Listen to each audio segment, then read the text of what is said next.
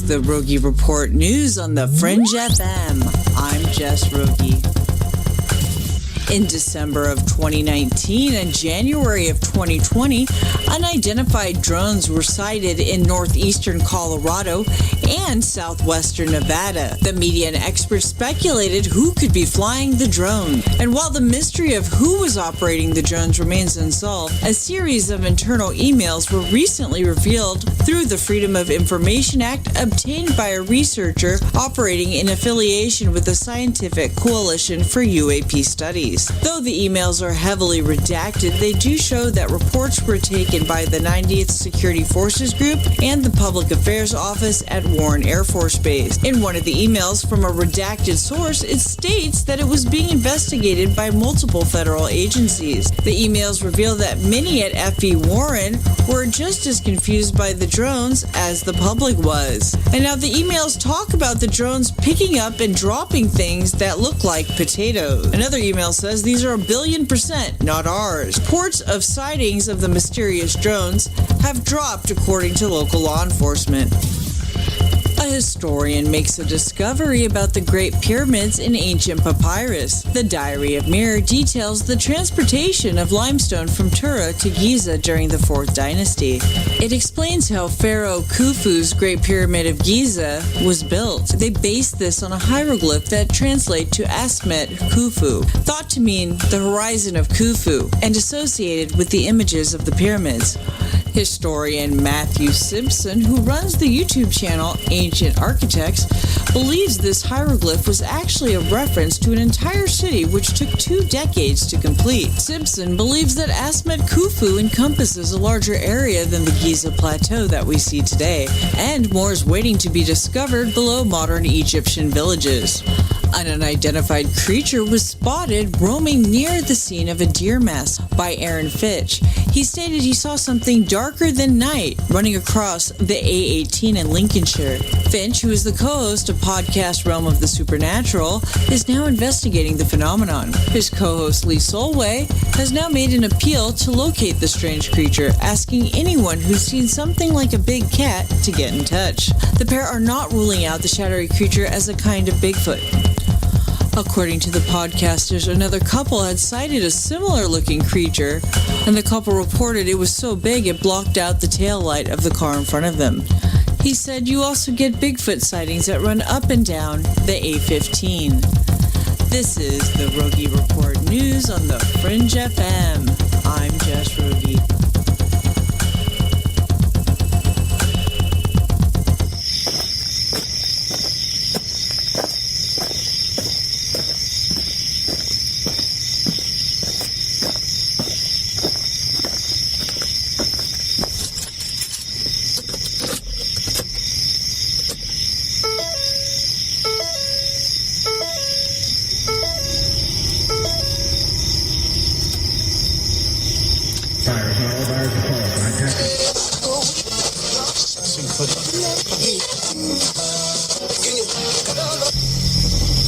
Message is being broadcast by the Department of Defense of the Republic. At 2 a.m. Eastern Standard Time, multiple unidentified objects were confirmed to have entered Earth's atmosphere. Discovery Houston, 20 seconds to LOS secret.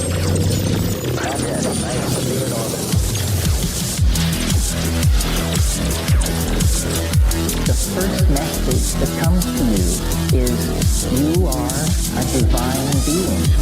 You matter. You count. You come from realms of unimaginable power and light, and you will return to those realms. The vast stretches of the unknown and the unanswered and the unfinished still far outstrip our collective comprehension. 5, 4, 3, 2, 1. Broadcasting from Forest Tower Studios, all the way from the Deep South. Now, here is your host, Joe Root. Broadcasting from a shack on a hill in the Mossy Creek bottoms of Cane Creek, Arkansas. This is Lighting the Void, and I am your host, Joe Roop. It is Tuesday night, February the 25th on into the 26th. Tonight, author, speaker, and spiritual and truth campaigner Brendan Murphy is here with us. So this is his first time being on the show. So this one's going to go a bit deep into the late night. And I know you can handle it, right?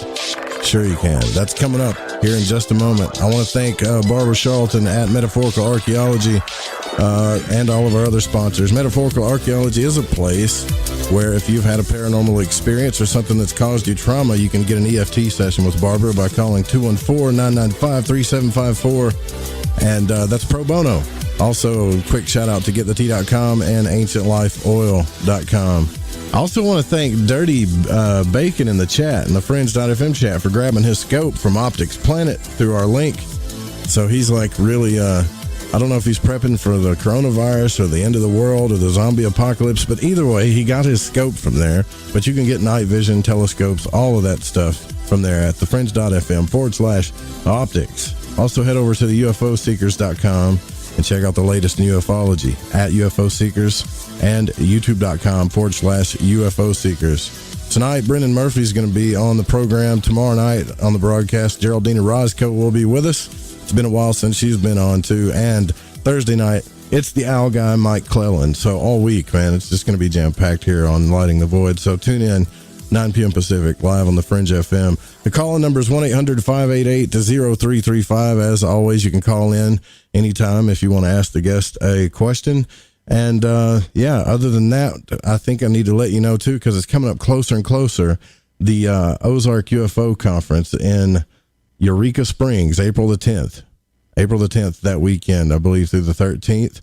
I think it's the Easter weekend, actually. But either way, we're going to be up there. You guys come hang out with us. And we're still planning on some more events and stuff, too. Hopefully we'll get to scatter all over the country and check out some of these big-time paranormal events. It's time for the Fringe FM to do so, I believe. So, yeah, that's what we're going to be doing. So the UFO Conference. It's Ozark Mountain UFO Conference, I believe, is what it's called. This will be the second time that we showed up there. So you guys come out and say, hey, if you're in the neighborhood. All right? Okay, well, let's bring on our guest. Brendan Murphy is Australian-born and currently weaves his magic from near Byron Bay, New South Wales. A dominant archetypes, the critic stands strong, meaning he really can't help but offer scathing critiques of matters of great importance to the human family, and sometimes this even means being a voice of dissent with the alternative community itself. Now, he is a committed non-conformist and paradigm smasher, and his mission is to show you how to massively increase your freedom, spirituality, health, and prosperity, and building on over 15,000 hours of time into studying, researching, and investigating consciousness, the nature of reality, and related subjects. You can go to the website at brendanmurphy.com. Also, truth, TROOTH.network. Brendan, man, it's good to have you on the program. Hey, Joe. It's really good to be here, mate. Thanks for having me. Yeah, you know, I was asking you too, and it's really cool to have you here. I was asking you too, I heard you on the other side of midnight when you wrote your book, which was The Grand Illusion. I think it was a long time ago, but it was one of the coolest shows I ever heard. And, you know, back then you were kind of like this guy, like this rugged dude that was all about spirituality, that didn't care about money, kind of like the way I am right now, I think, you know, but I'm changing. I'm changing that, actually. So I'm trying to get my material life in order. But I know what you were talking about back then. Like, you really only cared about figuring out the truth. And now you're kind of doing that, plus helping folks create their own reality so they can have a better life, kind of thing too, right? Yeah, exactly. I found out from many years of being broke and struggling, and, you know, just because I never prioritized money, I found out ultimately it wasn't sustainable, and it was destroying our health, my partner and I, and it was just too stressful. I mean, we ended up house sitting for 3 years straight, nonstop, to just try to keep roofs over our heads, and that was exhausting, man, absolutely exhausting. So, yeah, about just under 2 years ago, I decided that was enough of that, and that, you know, people who are doing the real work in the world and the good work of raising awareness and creating a more conscious world, well, we should be the ones who are funded and who have like the abundance and prosperity. Why are we running away from that? It doesn't make any sense. Yeah, it really doesn't. And I think now I understand more, like, hey, you know what, man, like, if I really focus on whatever, right? Like if I focus on whatever, put my intent, my emotion behind it, I don't know how it all works. That's kind of what I want to talk to you about, but that it just happens. It happens, you know, and it helps when you have other people that can get laser focused kind of on the same thing. But you've always been about like cutting the fat, right? Because there's been people that talk about the paranormal community and they get kind of really woo-woo, and I think you love the woo-woo, right? I mean, you love that stuff, but you want to know like what's really going on. So are you still a firm believer in the holographic universe? Because I know you're going to be writing more books, right? About like you're going to write a second version of the Grand Illusion. Yeah, I've been working for the last 7 months on the back half, or the second half of it. It's a sequel. It's the second half of really technically the same book. It's just a huge book. So I guess that answers your question. You know, I'm definitely not out to try and debunk the holographic universe. That's for sure, man. So, you know, I mean, yeah. I speak from experience. I don't like to rely on belief. So I say that, you know, there's a threshold level of experience where you can actually access knowledge and transcend belief. And that's a place I like to come from. Well, can you tell me about, I'm sure you've told the story a million times, but when you had your first enlightening experience, there's a word for it. And I wrote it down and I can't find it. It starts with an M, but you had a real life-changing kind of experience when you were seeking out truth and consciousness and enlightenment, right? Back in the day. Yeah. It's, oh my God, now I'm forgetting what it is. Yeah. It's been a while. It's meta something. It'll come to me in a bit. But in that moment of where you had that altered state of consciousness is that Satori moment where it's like boom, sort of so-called enlightenment. But you're not becoming enlightened. It's really just peeling away a layer of deludedness and accessing something that subconsciously you've known all along, which is that we are ultimately fields of infinite consciousness. It's experiencing itself in all these different layers of created existence in all these different forms for the sake of experience and experimentation and growth. There's nothing else to do. Yeah, I see what you're saying. Like I can't stand, I know what you mean, because I feel like if I'm not growing spiritually, well, I don't know if is spiritual the word for it. I think there's just a word that we try to use to figure out what truth is, you know, like what the hell am I doing here? That kind of thing. Right. That's my biggest question. I think that's what this show's all about, is lighting the void. Is like, hey, I know I'm here for a reason. I can feel it. So what am I doing here? And I think that's kind of at least what my growth is all about. Would you agree or disagree? Yeah, I like that. I think a spiritual person should, it's sort of hard because I'm like, on the one hand, it's like there's a way to access knowledge and know what we are, but most people haven't had that experience yet. But at the same time, we have to stay open and continue being receptive. And like you're sort of talking about, like investigating and seeking and you know, question what we think is true and question assumptions that we're making. But, you know, at the same time, it's like, it's hard to explain, but every mystic through history, every piece of writing we've got from any mystic, it all conveys the same basic message. And the essence of the message is that we are infinite consciousness, we are immortal, we cannot die, we are uncreated. And so when you come from that place, it's like, that's a place of knowing that leaves belief completely behind. And so you're operating in a very large container where technically anything is possible. So it's an interesting space to be a sort of skeptic at the same time as a mystic, which is kind of how I am. A skeptic and a mystic. I think that's good though, because that means you can look at both sides of the coin. You know, so many people don't want to look at science, or they want to look at just spirituality and just the occult and metaphysics, and they don't want to see that science. I think science is on their way to figuring this stuff out. Like, I say this all the time, and I'm just curious what you think, because I think like they're not going to have a choice eventually as they keep trying to cut particles down and trying to figure out what this matter is and dark matter this and this. Eventually, they're going to have to be like, all right, okay. We see there's something going on here. This has to do with consciousness, and hopefully move in that direction. I would hope. What are your thoughts on that?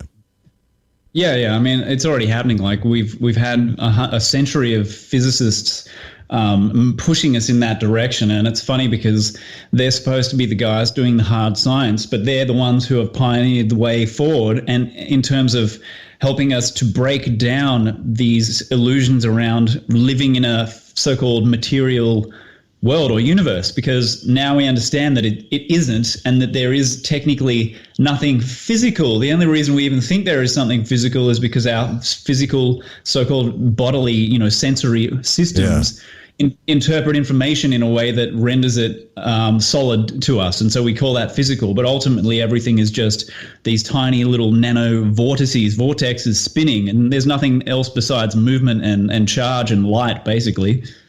You know what? Yeah, I dig what you're saying, man. I got the heavy bag up today. Me and my son, we got the heavy bag up, so we're both trying to get in shape. We're riding our bikes. I really want to get back in shape again. And, I've gotten a few responses, man, from the ladies looking at your pictures here. So we got to talk about this, man, right? Like, so the way you see it, right, is there are 3 core freedoms: spiritual freedom, health freedom, and lifestyle and impact freedom. I want to talk about that first. Lifestyle and impact freedom. I feel like I'm drawn to that phrase. What does that mean? Well, I mean, ultimately, if you look at those, if you put those 3 freedoms in the form of a triangle, they form a trinity, and all of them feed into one another. And if one of them's weak or deficient, then the other 2 are also weak and deficient because they're all impacted. It's a holistic thing. Like a human's a holistic being. And if something goes wrong in the system, it has flow-on effects in the other areas and parts of the system. So for me, it's like lifestyle and impact is like, I'm here to create impact and do it in a way that leaves the world in a better condition than I found it. Right. And I want to help other people to create that. But on a personal level, it's like one thing I've noticed over the years, like I've been in the activist community for a number of years now, and I've noticed a very persistent theme, which is that most or many activists, those kinds of people who are socially concerned and conscious, their personal lives are in total disarray, and they have no prosperity. They have a really crappy relationship with money. They've got real issues around it, all sorts of unresolved inner baggage that holds them back in all sorts of areas of their life, and it limits their impact. So for me, lifestyle and impact are kind of 2 sides of the same coin, because if I can create impact and do it intelligently, I can sustain my lifestyle, which will then allow me to continue creating impact. Whereas if I don't know how to do that properly, then I have to go work in a cafe or an office or something, right, doing something that I hate and which wastes my time. And then that diminishes my impact in the world, and then I'm miserable in my personal life. So there's all these, it's interrelated. There's a flow-on effect. The whole thing is holistic. So I like to emphasize that we shouldn't, while we seek to change the world and help people, we should never leave ourselves out of that equation, because ultimately, like they say, charity starts at home, but also impact, creating a better world, starts at home. Like we create the most meaningful change by changing ourselves first and then going from there. Because what I see is that broken people really are limited in their ability to create the kind of impact that they say they would like to see in the world. Yeah. Man, I couldn't agree more, because I feel like that's what I'm trying to do. So maybe I should take your courses, man, because I feel like, hey, it's time to. I mean, when you create impact in your life, it's almost like you're giving permission for other people to do the same thing, and that's valuable to people. That's extremely valuable to people, right? I mean, who doesn't want spiritual health freedom, financial freedom? It's like we all want out of the system, man. I mean, that's what all these political debates are about. They're just trying to get our attention and say, like, we got the answer, vote for me. But they don't have the answer, man. It all starts with inside of us, right? Yeah, exactly, man. Exactly. So, and you can't vote for, consciousness. You can't vote for your inner work to be done for you. You can't vote someone in to do that work for you. You can't vote someone in who can help, no one can make you take responsibility or take action like these. It's an external distraction. I mean, it's like we got to participate to an extent, but at the same time, if you become immersed in it and totally hypnotized by that external world, then you lose sight of what really matters. And that's the fact that the real change starts internally and it goes out from there, ripples out from there. Because like you said, like in this holographic universe, you change yourself, by definition, you change the universe. Instantaneously, non-locally, you change the entire human grid, the whole collective consciousness, the whole planetary grid. You change the entire universe instantaneously. So we should start there. It's a much more powerful place to start when we claim our agency in this world and claim our right to be creators. And that's what we are. We created this, like, from another level, we created this illusion to participate in and rediscover ourselves and expand ourselves and grow in ways that we couldn't if we didn't create this manifest existence. So let's own it. So then you're not surprised at all that people are into like the occult more now than they've ever been. You know, I would say mysticism and woo-woo, but that's not necessarily true. Like right now, there are more people into the occult than there's ever been. And the occult used to take on this like really evil phrase, but people understand it more now. Like, hey, this is like the hidden science type thing, the stuff that's always been there. And there's more people now than ever tapping into it. So I think that's a good thing, right? But also I wonder about the dangers of it too, honestly. Yeah, I think that it's you're right. I mean, it's hugely popular now, and that's partly because we're starting to break free of the hypnotic programming of Christianity, which has held us in a state of stasis and unconsciousness for nearly 2 millennia. And as that programming breaks down, people start opening up and the scales start falling from their eyes and they start asking questions and exploring things. And that's why we're seeing this resurgence of interest in the occult and, and mysticism and meditation and all sorts of stuff like personal development in all shades and levels. So you're right. And at the same time, being cautious and intelligent about it is probably well advised, because what you realize is that there are all sorts of ways that you can be influenced by other people or by other beings and entities, and going into things aware and, cautiously, not recklessly, and understanding some of the basic sort of rules and laws that we were operating under is really helpful. So, yeah, I take a measured approach to it. I mean, the occult, or like if you call it occultism, it's just an extension of the scientific method. That's really all it is. And J.J. Vanderloo, the theosophist, he explained that very well. It's an extension of the scientific method, whereas mysticism is kind of an extension of philosophy and religion, but it's the core seed and truth that exoteric levels of religion miss. Yeah, so I say this all the time, man, and you it's funny because I'm looking at some of your book, and I'm thinking, wow, man, this guy's said it way better than I did. You said that occultists saw the strings of quantum string theory way before physicists did.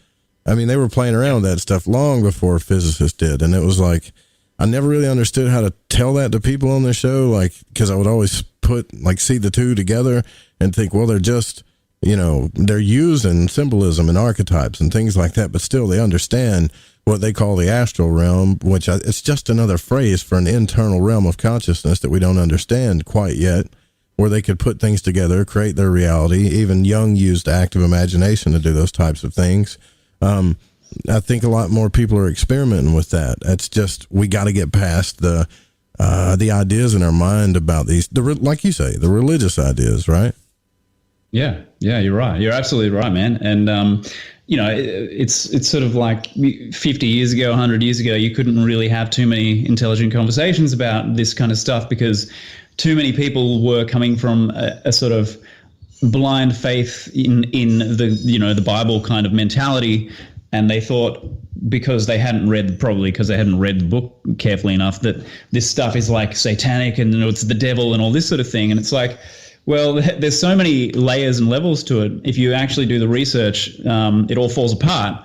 So here we are now in a great opportunity to come back to this full circle and understand that not only does this have nothing to do with the devil and Satan and this sort of stuff, but it's actually really, it's about empiricism, it's about experience, and it's becoming increasingly technologically measurable and proved. So, we're really taking it more and more out of the realm of so-called woo and into just sort of standard day-to-day science, which it is increasingly becoming. And this is going to be very, very normal or normalized very soon. It's not going to take too much longer. I think we need, we'll see a couple more generations of very highly indoctrinated, brainwashed people pass over into the afterlife. And then, what's going to happen is there won't be anyone left who's that highly programmed. And we're going to see a massive explosion of awareness and intelligence around these kinds of areas.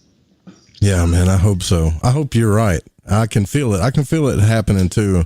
I feel like the whole system needs to come down, honestly. And I know that sounds kind of like revolutionary, right? Like an anarchist thing, but I mean, it's not working.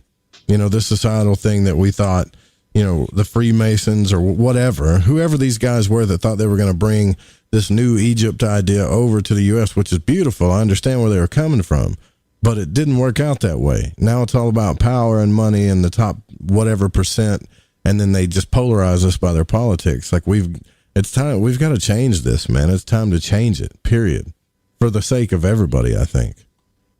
Yeah, absolutely. And it's just we do it individually because there's that 100th monkey effect that happens. We create that threshold level effect. And I don't know what the percentage needs to be. It might be 1%, it might be 11% or 10%, but it doesn't have to be everyone before the whole sort of vibrational matrix starts to fall apart and we create a new one in its place. And it's happening. Like you know it, you see it, we see it every day more and more, where people they're just like suddenly snapping out of it. Suddenly they're starting to not believe the rubbish that the government feeds them. Suddenly they're starting to question organized religion. They're having experiences that can't be explained by reductionist materialistic science. So yes, it's happening faster and faster, man. Yeah, most definitely, man. Yeah. All right, so look, we got to take our first break here. Brendan Murphy's our guest tonight. If you want to ask any questions, you can just drop a @JoeRoop in the Fringe FM. Also, call in 1-800-588-0335. We'll be right back.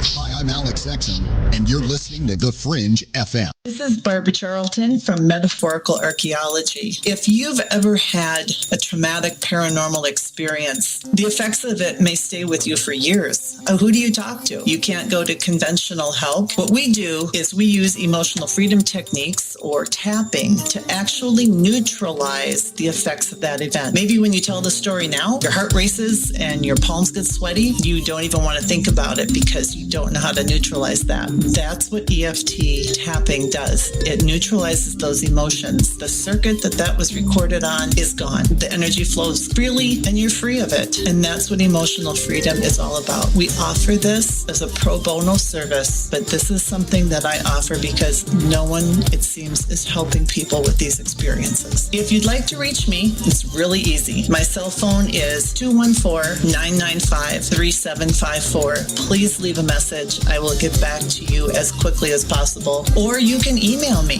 barb.eft@gmail.com. And EFT stands for Emotional Freedom Techniques. Reach out to me. It's confidential. This works. You won't believe the results. Hi, this is Kronox from Belgium, and you're listening to Lighting the Void with Joe Roop.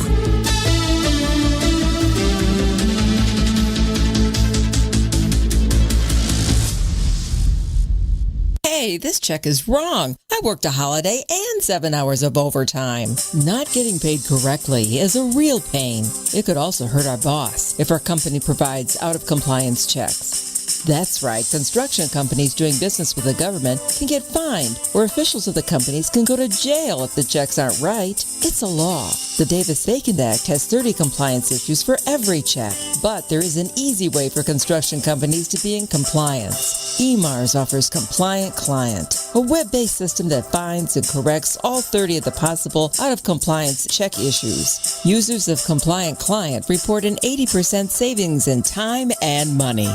Running a weekly payroll usually takes about 5 minutes. All 15,000 plus clients of EMARS have never had a legal compliance issue. Plus, they sleep better on check day. Contact EMARS at emarsinc.com or call 480-595-0466. The Fringe FM isn't just a radio station. We also provide services for all your audio production needs. If you're interested in live radio or pre-recorded podcasts, we're here to help. We even do audio enhancements and voiceovers if needed. If you want to do a podcast or live radio show and even want the option to syndicate on terrestrial radio, from simple audio file enhancement to live production and call screening, we have you covered. We have worked with some of the best professionals in the business in order to provide coaching instruction for content creation, show structure, and more. Contact The Fringe Digital Media for more at info@thefringe.fm. That's info@thefringe.fm, or call 501-777-5631 for a consultation. OMG! People are jumping on board to the Life Change Tea Regiment. Brew, steep, and drink for a gentle, taste-great cleanse. It's changing how they feel. See what everybody's talking about. Log on to getthetea.com. That's getthetea.com. Life Change Tea aids in digestive slowdown and helps people get moving down a healthy path. We won't make claims. We'll just let you decide. Experience is much better than a commercial anyway. If you want results, log on to getthetea.com and purchase your super strength cleansing tea. You won't be disappointed. And if you're looking for some mind-body suggestions, go to YouTube and punch in the search bar Health Matters Now. That's Health Matters Now. Put power into your health now. So, getthetea.com. That's getthetea.com for super strength tea. And YouTube, Health Matters Now. That's Health Matters Now for valuable suggestions. Getthetea.com. The tea that makes you go.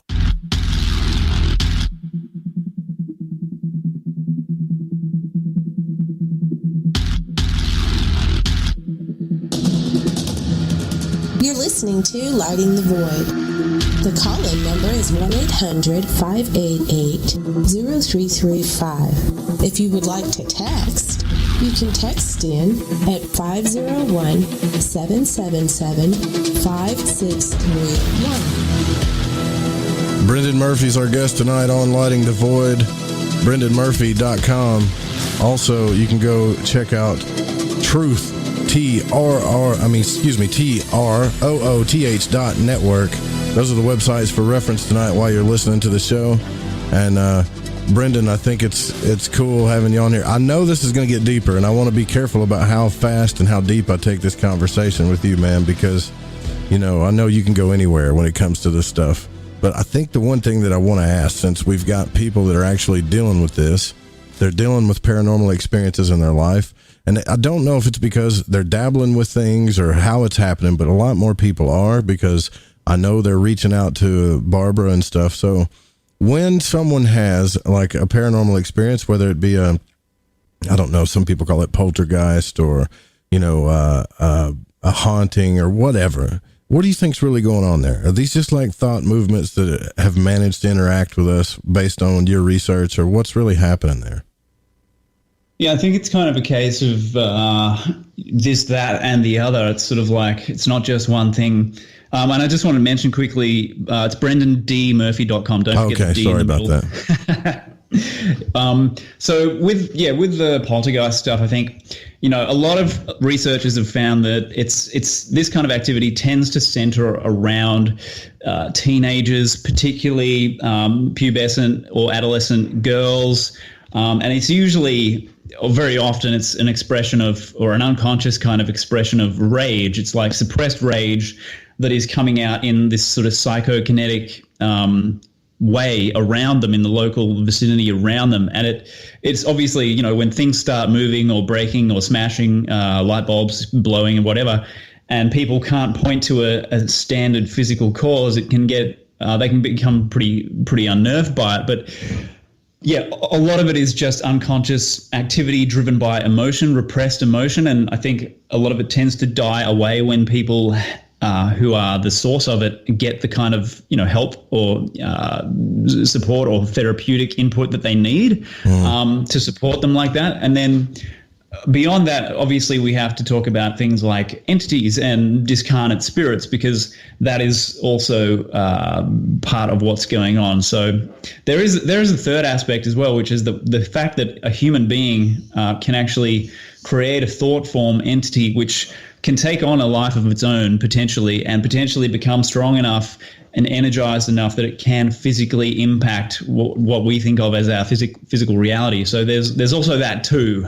So it's kind of like this, that, and the other.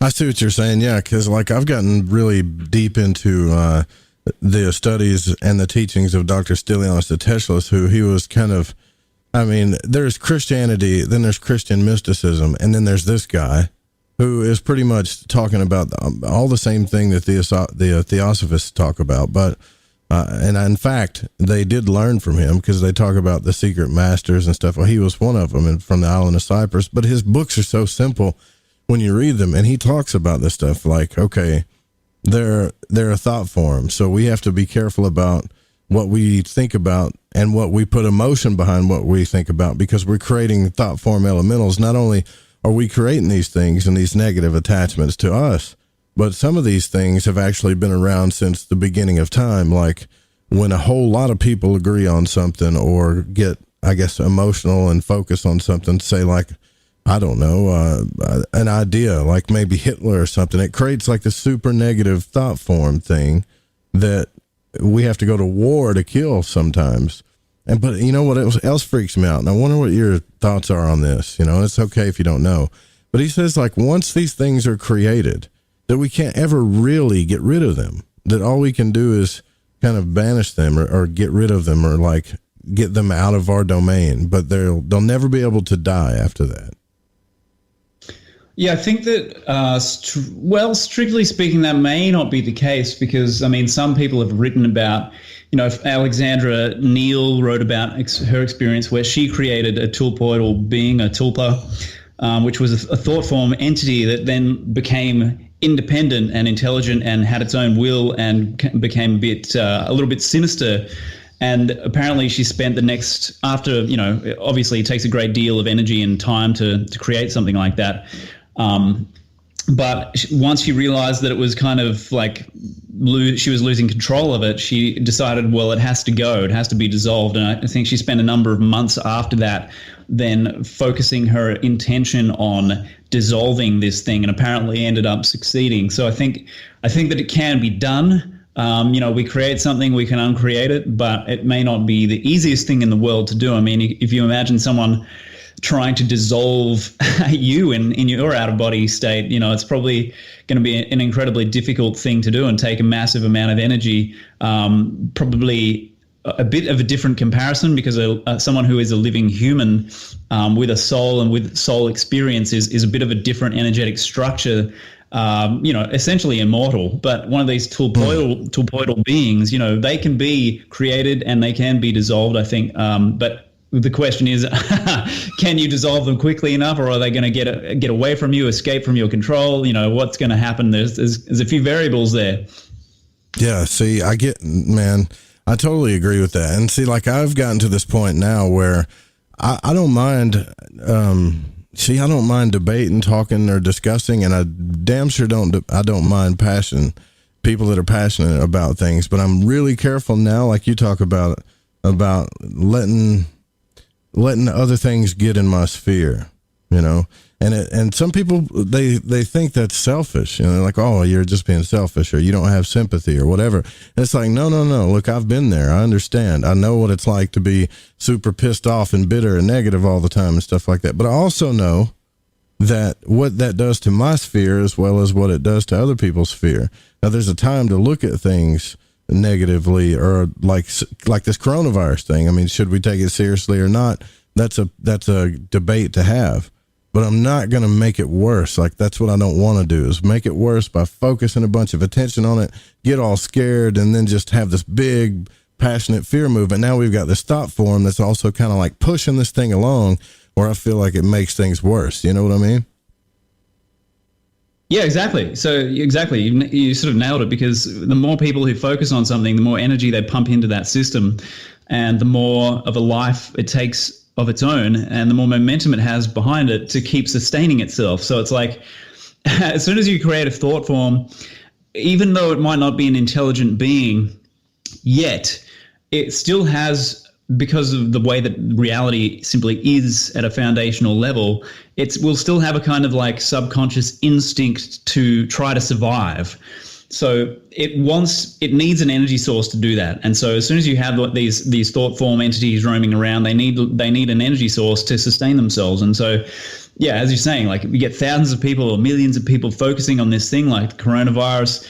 And, you know, it's very easy to whip up a frenzy. And while we're doing this, people don't realize that every thought that they think is translated into some kind of thought form on the astral planes and the mental planes, just totally instantaneously and unconsciously. So, you know, do you really want to be falling prey to fear and scare campaigns and all this sort of stuff? I mean, like, it's sort of like we need to be aware, but also we need to keep our emotions under our control rather than letting, you know, the mass media dictate that to us and so forth, because it is the whole thing. Like, the whole planet is, on one level, human civilization is kind of just a huge energy harvesting operation, right? Right. Yes. So it's kind of like, we're in someone's game here.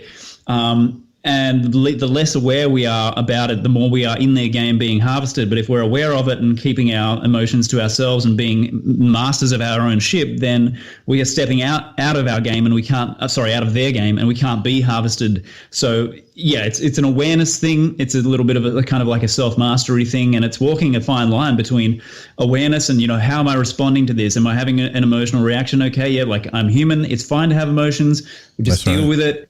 Deal with it consciously, deal with it intentionally, work with it, see what comes up for you. You know, in intense emotions, there's usually some sort of opportunity to grow, but to never let our minds become governed by someone else's belief structure, whether it's something that existed before we were born, like Christianity, or whether it's something that's just been whipped up recently, like the coronavirus thing and this fear campaign around it.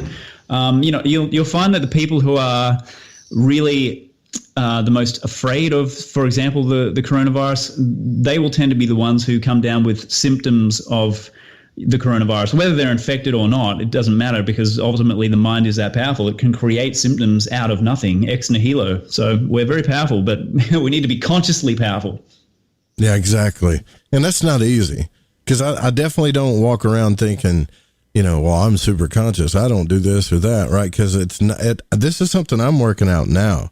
You know, so how do we become responsible for what goes through our mind when there are thought forms flying around all over the place, right? So it's like, okay, all I know how to do, Brendan, is maybe like, be careful about what I'm taking in. Be careful about what I meant, maybe social media I'm looking at, or videos I'm watching, or maybe, and maybe you can help me with this. When a thought form comes in, maybe it's my job to accept it or deny it, understanding that I'm in this field full of thought forms. I mean, how do you work that? How do you go through it? Because when asking somebody, hey, you just need to be conscious of your thoughts. Okay, well, that sounds easy, but our mind's just like going 90 to nothing all the time. So it becomes a little bit difficult. You know what I mean?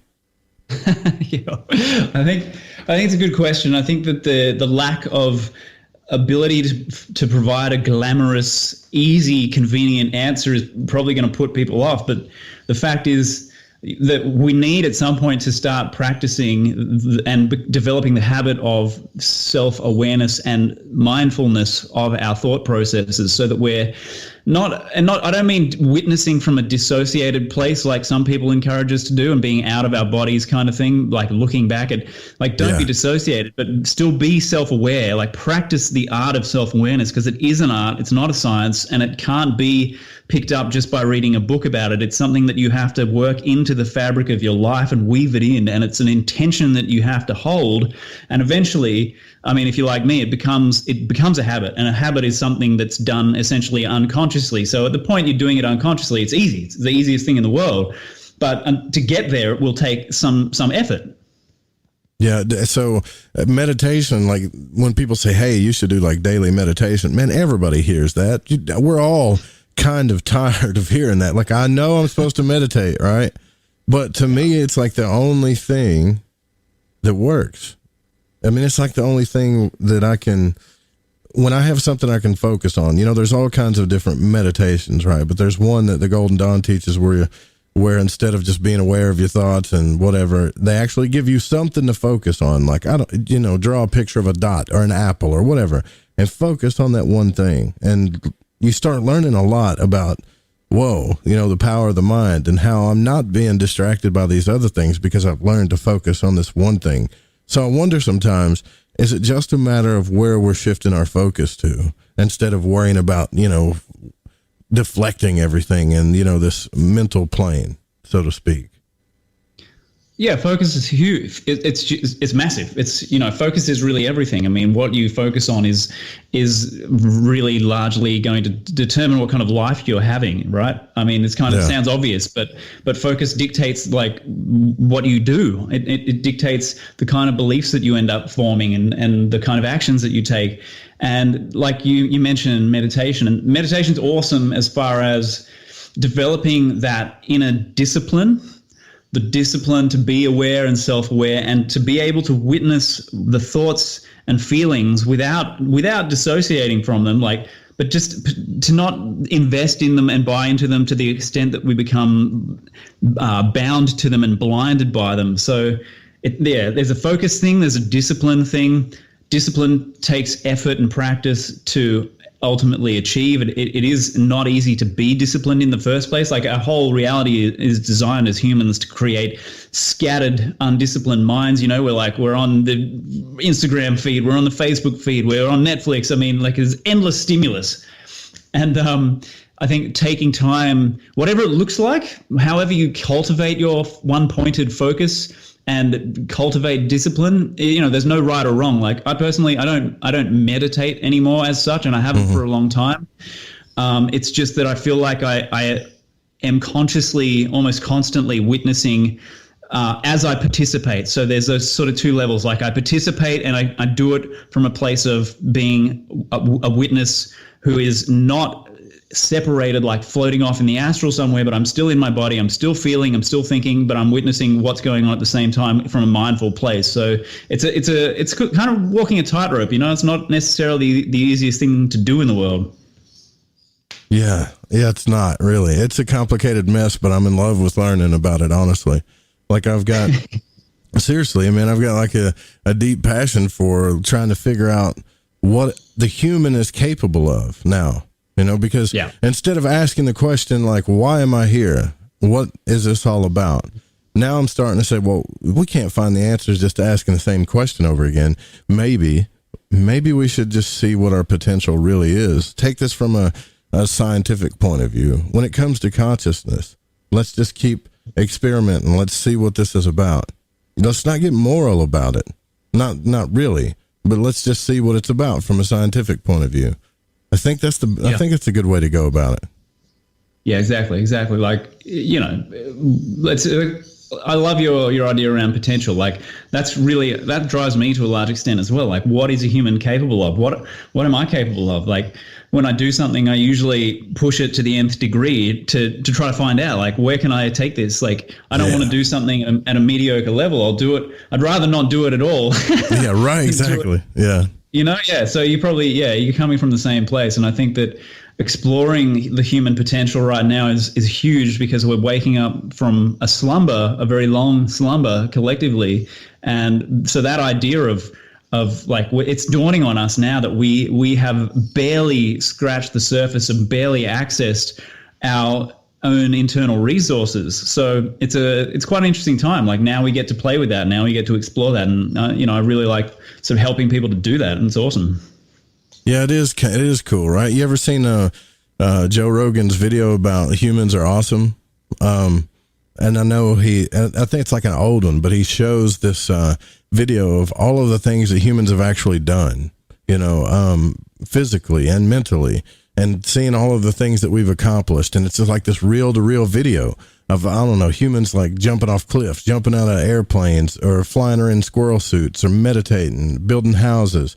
He's like, we're incredibly awesome. I don't think we really know our potential yet. And then you have people like Rupert Sheldrake, again, who's showing that, hey, this animal across this side of the country can break a record, something we thought that's the humans can't do that. And as soon as they break it, then the rest of humanity catches up. I mean, that ought to tell us something. So you've got the double slit experiment along with that. That ought to wake everybody up. But still, I feel like we're in this slumber. I feel like we're a slave to something. And like something is distracting us from those really big fundamental truths that we've figured out. Maybe it's the media. Yeah. I don't know. Yeah. Well, we could do with putting less attention into the media. That's for sure. I mean, their agenda has nothing to do with supporting human potential and exploring it. That's for sure. But I have always admired people, and I'm not this kind of person, no matter how much I've tried to be. But I've always admired people that when you talk to them, they can stop for a minute. Like that kind of guru kind of guy that can stop for a minute and really think about what you're saying before you react. So I've never been able to do that because I'm just too go-y, But you can see like they're really contemplating on stuff in their mind and really careful about not only about what they're going to say, but also like about what they're thinking about what you just said. Kind of like Bruce Lee used to do. You remember how people used to ask Bruce Lee a question? He'd sit there for a second, and then he would respond, kind of thing. Like, I wish I could do that, man. That's really cool to me. It is. So what are you so in your new book, are you going to expand on pretty much the same things that you did in The Grand Illusion, or is it just going to be something totally different? Well, it's the second half of, put it this way, it flows on from where it picks up where we left off. So I'm not covering the same ground again. I'm expanding on what we've established. It doesn't mean that you have to read the first volume to make sense of the second one. I think the second one definitely stands on its own, but it is a logical progression from the first. So they go together really beautifully. Yeah. Well, that makes sense, right? So you're not stopping this thing, I'm glad because we've had people on the show that, and this is profound to me, and I don't understand why it's not a bigger deal, but everybody that's came on the show, whether it's you or an expert, a scientist, somebody that's been a physicist for NASA for I don't know how many years, wrote whatever books, like they all got the same questions. They all got the same basic questions. What is consciousness, right? What is energy? Why the hell am I here? They don't know the answers to this stuff, so anybody can crack these codes. And I feel like that this holographic universe thing, there's a big debate going on about that. Like I've had the physicist on of Thomas Campbell who says, well, we don't really live in a holographic universe. It's more like they're using that as a metaphor. But then again, I'm looking at certain things that show me that we do kind of actually live in a holographic universe. And it gets a bit perplexing to me, to be honest. Yeah, man, I hear you. And I think that, I empathize with Tom Campbell because, when the holographic universe idea came out, there was a lot of resistance to it, and a lot of people thought it was absolute lunacy, it was bunk. And then some people who were a bit more open were like, oh, well, okay, it's a good metaphor. But the reality is, like you're saying, there is a lot of information and data out there that indicates that the universe has this inherent holographic property, this non-locality of information. This information is distributed everywhere throughout the whole thing. So any piece of data you want, essentially, functionally, can be accessed from any point in the universe. And that is pretty much the definition of a hologram in a sense, on one level anyway. It's one of the criteria of a hologram. So it isn't just a useful metaphor. It's actually a description, at least a partial description of how reality operates, at least at, quantum and subquantum levels. That's how we can understand or help understand non-locality and entanglement in these double slit experiments and weird experiments where, they manifest an electron somewhere nearby another electron and it's a clone of the original, and it's sort of like really bizarre and mysterious. These are all the little signs and symptoms of living in a holographic universe. I mean, telepathy and astral bodies and doubles and non-local communication with each other, like all of this stuff fits into the holographic model really beautifully. And the ideas of, Carl Pribram and David Bohm and information being distributed non-locally throughout the brain. There's lots of experimental stuff that's been done that shows that there is much more than just a metaphor going on here.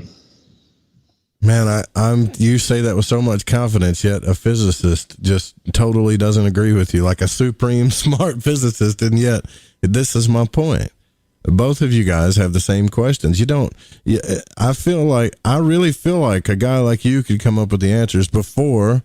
And I don't have anything against Thomas Campbell. I love Thomas's work, and I think he's really gotten us a long ways.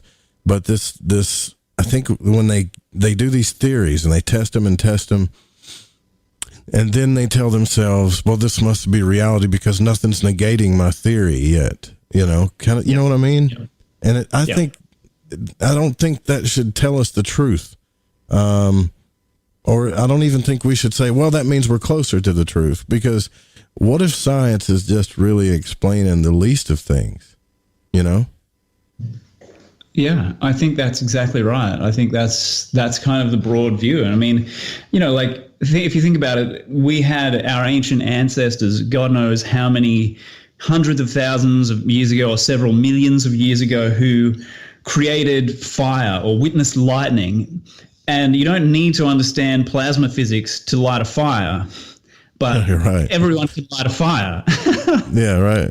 Yeah. So we're always playing catch up with reality. We're always trying to understand it. We're one step or 1,000 steps behind trying to understand it. And some of the most major and impressive leaps forward that we've had have been the result of mystical experiences and altered states of consciousness that have allowed people to access information about the nature of reality in ways that you can't access it from the normal, waking state of alpha or beta consciousness, or operating your body while we're having this conversation.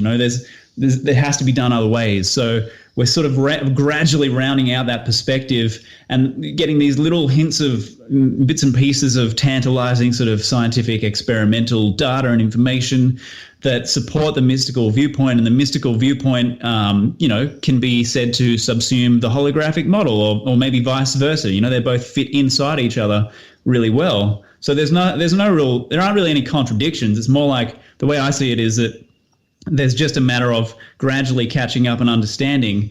I don't know exactly Tom's background and story. Like I've had a few people recommend his stuff, and I haven't actually got around to it yet. So I already respect the guy. I know he's worked with, Robert Monroe, and he's a smart dude. But it really very heavily depends on your angle of approach and the assumptions that you make from the outset, because they dictate what you will be able to see and what you won't be able to see. Yeah. Wow. Yeah. That's well said. And what I want to talk about too, but we're at the top of the hour here, is when we come back is, how to evolve yourself, as you say, without meditation, hard work, or even spending thousands of dollars. There's a way that we can evolve ourselves. That discussion's coming up. We'll be right back. Brendan D. Murphy, BrendanDMurphy.com. That's the website. Stay with us.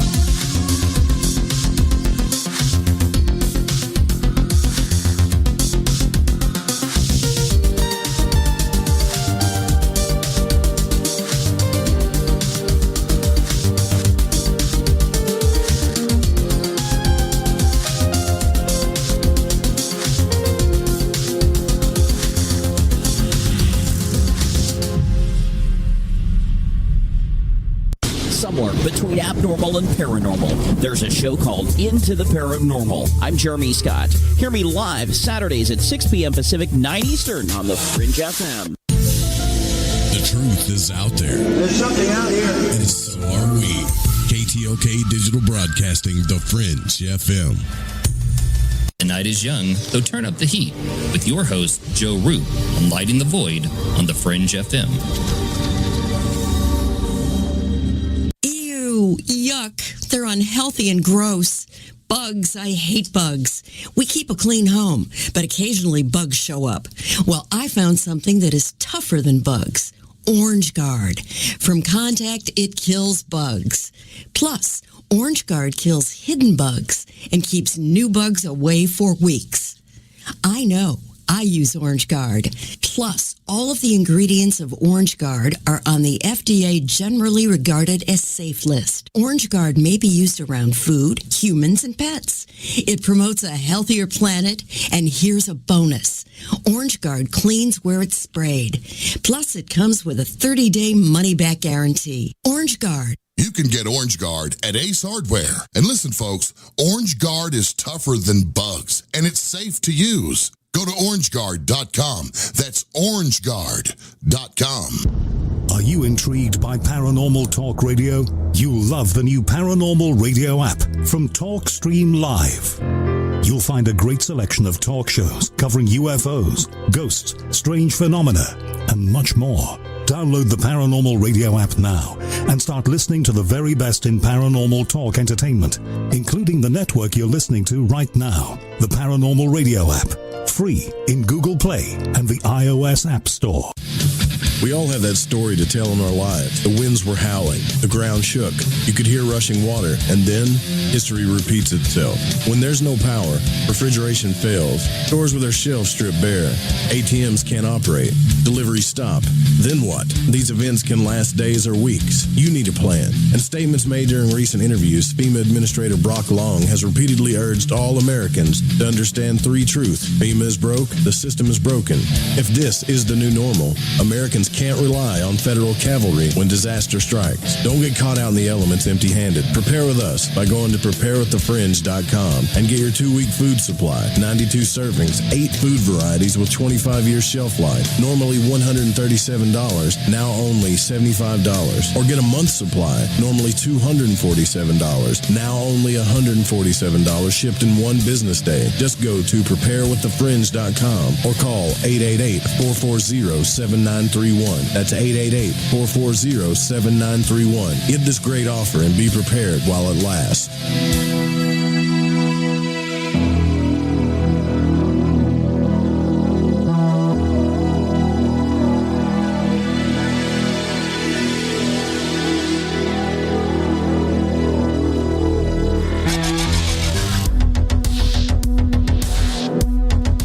Brendan Murphy, our guest tonight. The website, brendandmurphy.com.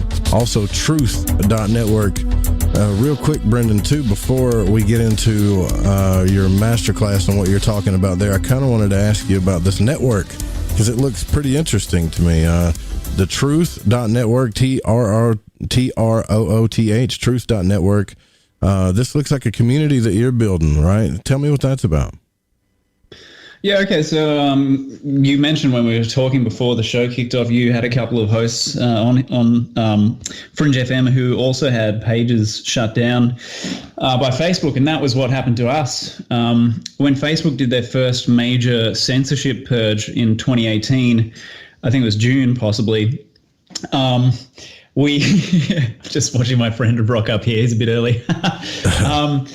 When they did that purge, it was a major political purge. I think it also was driven by pharmaceutical interests or operatives for pharmaceutical interests. And we got shut down. We got deleted overnight. And I think at least 100 other pages who were doing similar kinds of stuff, like basically anything that challenged the status quo went overnight. It was gone without warning, without explanation. But it was so obvious that it was a censorship thing that they were shutting down free speech. They were shutting down dissent.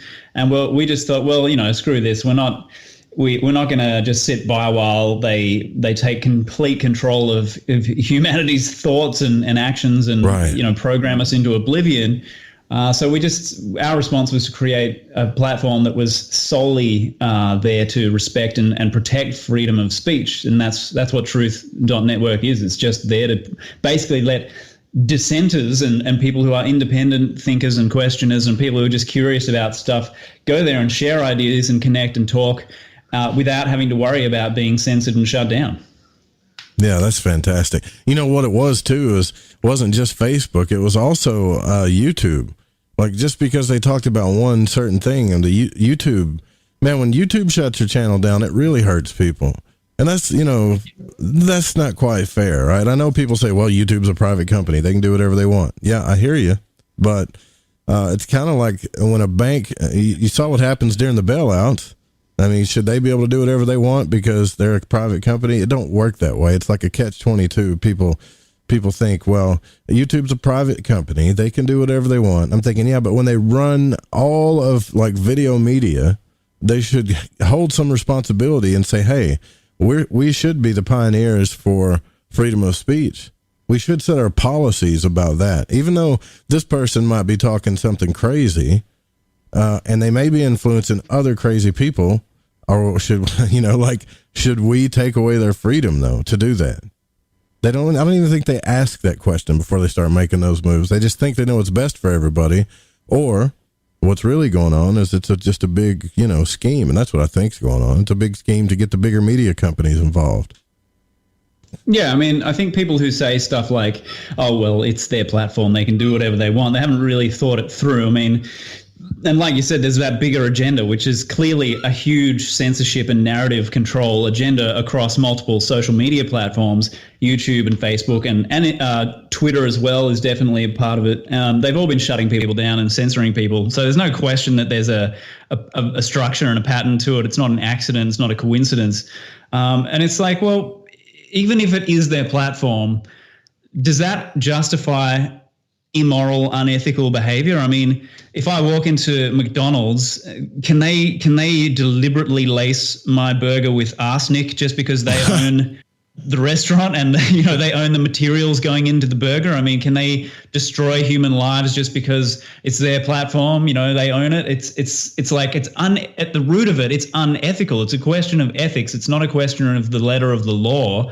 I mean, just because police are enabled to do certain things under the so-called law doesn't mean that should justify unethical, immoral behavior. Exactly, man. And yeah, so we all we agree on that. Now I am totally like, I want to do this, man. How to evolve yourself without meditation, hard work, or spending thousands. Come on, man. Like, really? Can this happen? Well, it's funny, I find it so interesting to observe the resistance that so many people have. I feel a resistance in my mind from it right now for some reason, yeah, tell me about it. It's really astonishing, we're so programmed into accepting the idea that life is hard and that everything has to be hard and that the only way you achieve anything is by working hard. It's like as soon as someone suggests otherwise to us, it's like, what? You can see people glitching.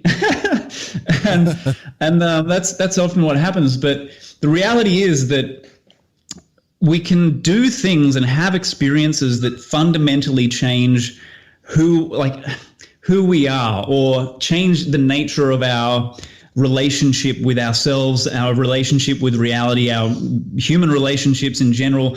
We can have, like, for example, people who have near-death experiences, like, famous ones like Danny and Brinkley, more recent ones like Eben Alexander. They come back completely transformed. They are different people. And from that level, there are things that become easier and natural, and there are things that used to be easy and natural that are no longer easy and natural because you're not the same person anymore. So it's like, what I'm getting at is the most fundamental level of I'm enabling people to function at a higher level energetically. This is an epigenetic and metagenetic sort of intervention so that you change their baseline level of operation and existence. It's like, we have a modality here that actually manifests many of the effects that we see in people who've had near-death experiences or other altered states of consciousness, mystical experiences. without having to go through the trauma of physically dying or, falling off a cliff or something, So it's an interesting one because there is that level of resistance, and people go, oh, well, the only way to do things is you've got to do it yourself and no one can give it to you and all that sort of stuff. And I'm like, well, that is true. And I agree with that. And yet at the same time, people don't seem to realize that the level that they're functioning at genetically or epigenetically, within their mind, body, spirit complex as human beings is actually highly, highly compromised. And they don't realize it because that's all they've ever known. Like their baseline level of operation is actually quite low compared to what it could be. Like very few people get anywhere near tapping into their potential in this life, like not even remotely close. And so what I'm doing is helping people. I'm offering something that offers a fundamental energetic upgrade and a fuel source, a power source to make the kinds of changes and move in the kind of direction that people have been wanting to go in, but haven't been empowered to move in that direction and make those changes because it's too hard and the state of being did not support that. So we're changing the fundamental state of being, and it doesn't require meditation. It doesn't require hard work because it's ultimately, if you have the right kind of experience and the right kind of modality, you can trigger profound change very, very quickly, like, for example, like a near-death experience does for so many people.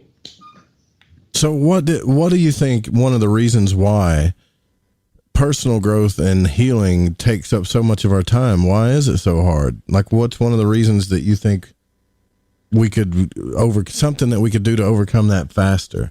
Of course, I'm not trying to give away, I don't want you to give away the whole thing, but I'm just curious, like how, yeah, well, I mean, because it's hard to change people. It's hard to change, It is. It's hard. And it's like, so what I do with this work in Evolve Yourself, it's sort of like it gives people a certain level of access to me. It's not the highest level of access available, but it's there. And we give them these activation ceremonies that do this trigger. It is a trigger process. It initiates an intelligent transformational process that has its own mind, if you like, if I can put it that way. So it's like, it doesn't require the conscious mind's effort and input, whereas almost everything else that we do and everything else on offer does require that. Or if it doesn't, it doesn't have the same, it still doesn't have the same level of transformational effect. It's not evolutionary. Like this, what I'm working with is evolutionary.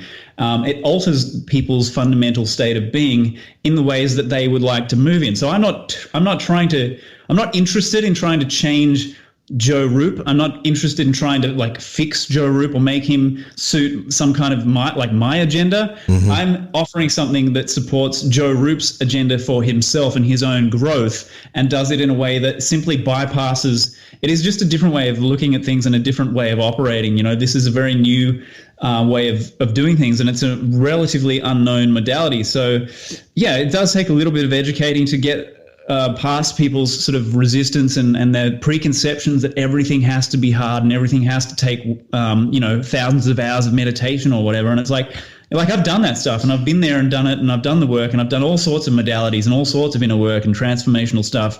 And I'm not offering any of that other stuff. This is the thing I'm offering because this is so profound. Yeah, that sounds really cool, man. So that almost sounds like, in my mind, I don't know why, I'm sitting there going, is he talking about reprogramming your DNA kind of thing? Like that kind of change? Or, I mean, what is DNA really?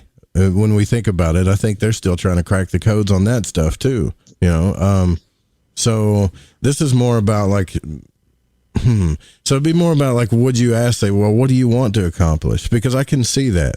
I can see where that hard work thing, and I've talked about this. It's funny you say that. I talked about this on the show where people think, well, these paradigms that we set up in our mind, or they become laws for everybody to follow, you have to work hard to get success, or you have to do this to do that. And I'm thinking, well, how come this lady that posted a cat video is making $12,000 a month off of it?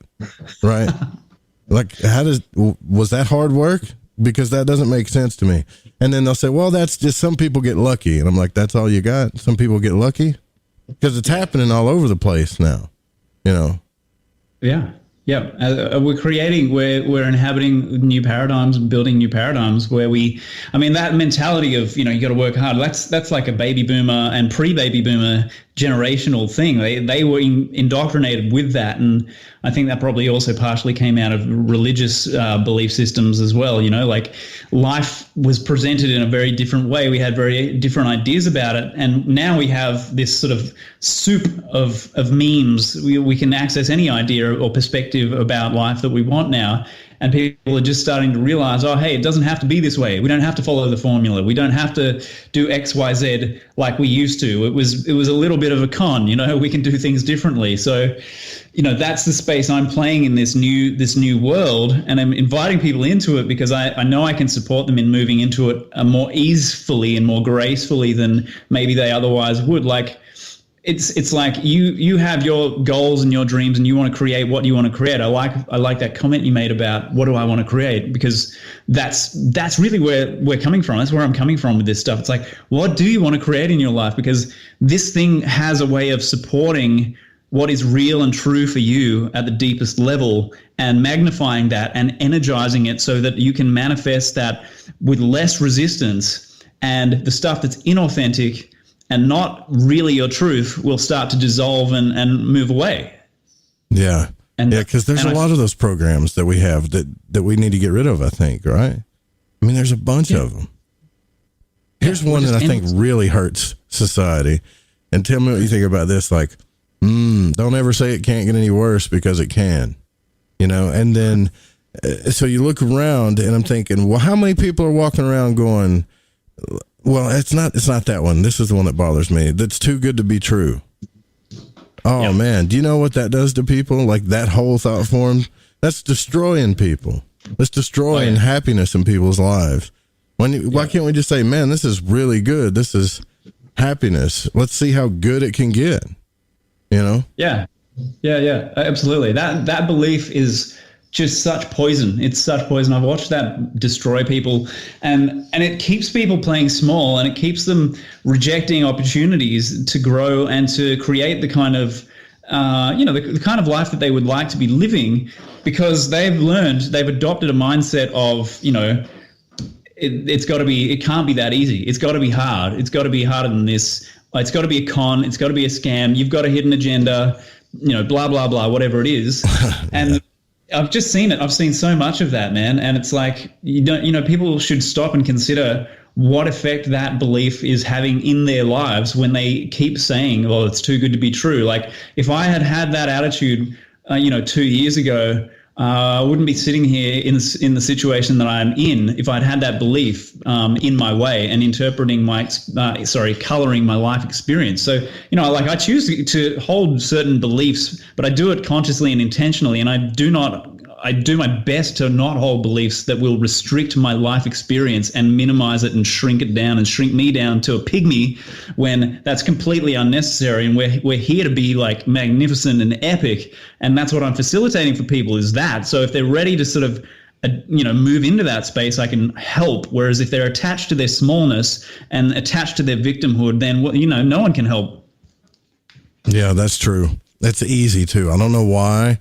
And maybe it's just me. It's not just me, okay? Because I talk to people about it, but it feels like it's easy to give in to fear. It's easy to give into the mentality of lack. It feels like it's easy to do these things, and it shouldn't be. Like, we should program ourselves where that's the hard thing to be, right? Like, that shouldn't be the easiest thing to fall into. Even in the stock market, you hear those trader guys that say, well, when things rise, they rise, but when they fall, they really fall, And it's like, my God, man, and the funny thing about that is that kind of proves your point, because when they trade that way, let's say a stock starts falling, so everybody starts selling in fear and panic, which creates the reality of what they're saying even more, you see? And it doesn't, it's like a perpetual thing. It doesn't make sense where somebody could just like, stop, let's just stop this right now and see where we can go. Let's turn this thing the other way and see what we can actually have, or what we can do as humans, because we don't have, now I'm starting to watch everything I say, because I don't want to be like saying these programs either, Brendan, but it feels like we don't have a long amount to live here. So why would we want to be that way, Yeah, that's that world famous, life is short program, right? yeah, right. Life is short. I feel like if you keep saying that, I'm going to live to be like 50 if I'm lucky, But really, we do. This is kind of like the occult thing that goes back to the occult and understanding how, I guess what you could say, like casting spells and casting reality on ourselves. When we create emotion, like say we get angry and we go, oh, every time A happens, then X happens to me and equals C, and then you get all emotional about it.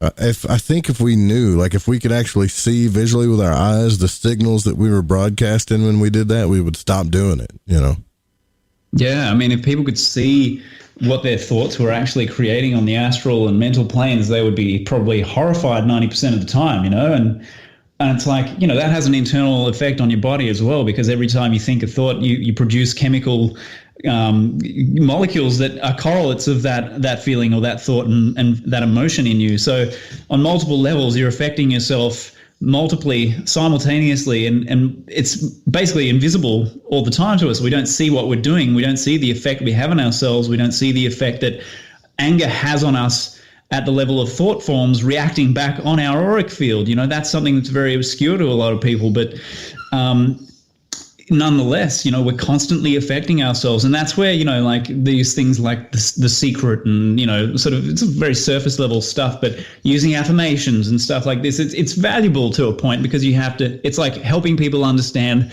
that the thoughts they have are actually conditioning their personal experience of reality. Man, you have got some good sayings here. You got a lot of people too that read your book and like say you're like the Chomsky of spirituality, man. That's some pretty big shoes to fill, don't you think?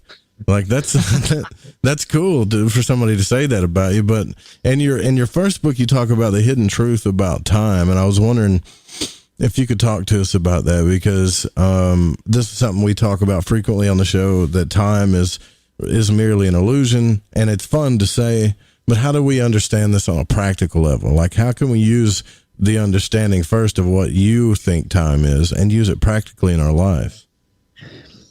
Well, I guess, I can tell you that for myself, I don't believe in time as such. I don't believe in the passage of time. I don't believe in aging.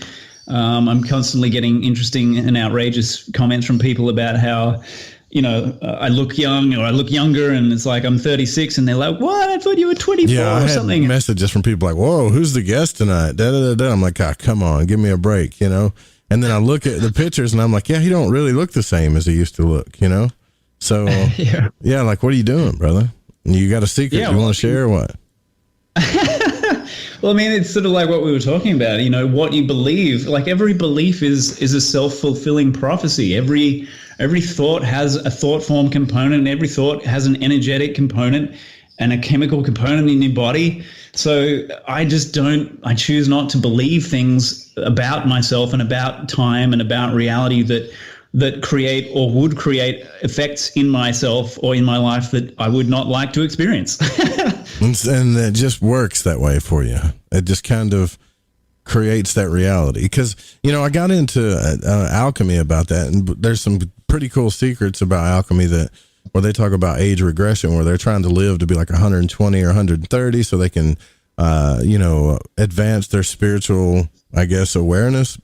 Like, I don't know if I want to get in. Yeah, well, I'll go ahead and get into it. So there's this idea that we keep reincarnating, right? And we only have so much time here to figure out who we are, and to become self-aware. So we get off this wheel of samsara, so to speak. We get off this wheel of reincarnation. So some of the alchemists decide, well, if we can figure out a way to prolong our lives, then that gives us a longer time to focus on spirituality and ascension more. So we can get to the state of, I guess, enlightenment or whatever you want to call it. So we get off this wheel, so to speak.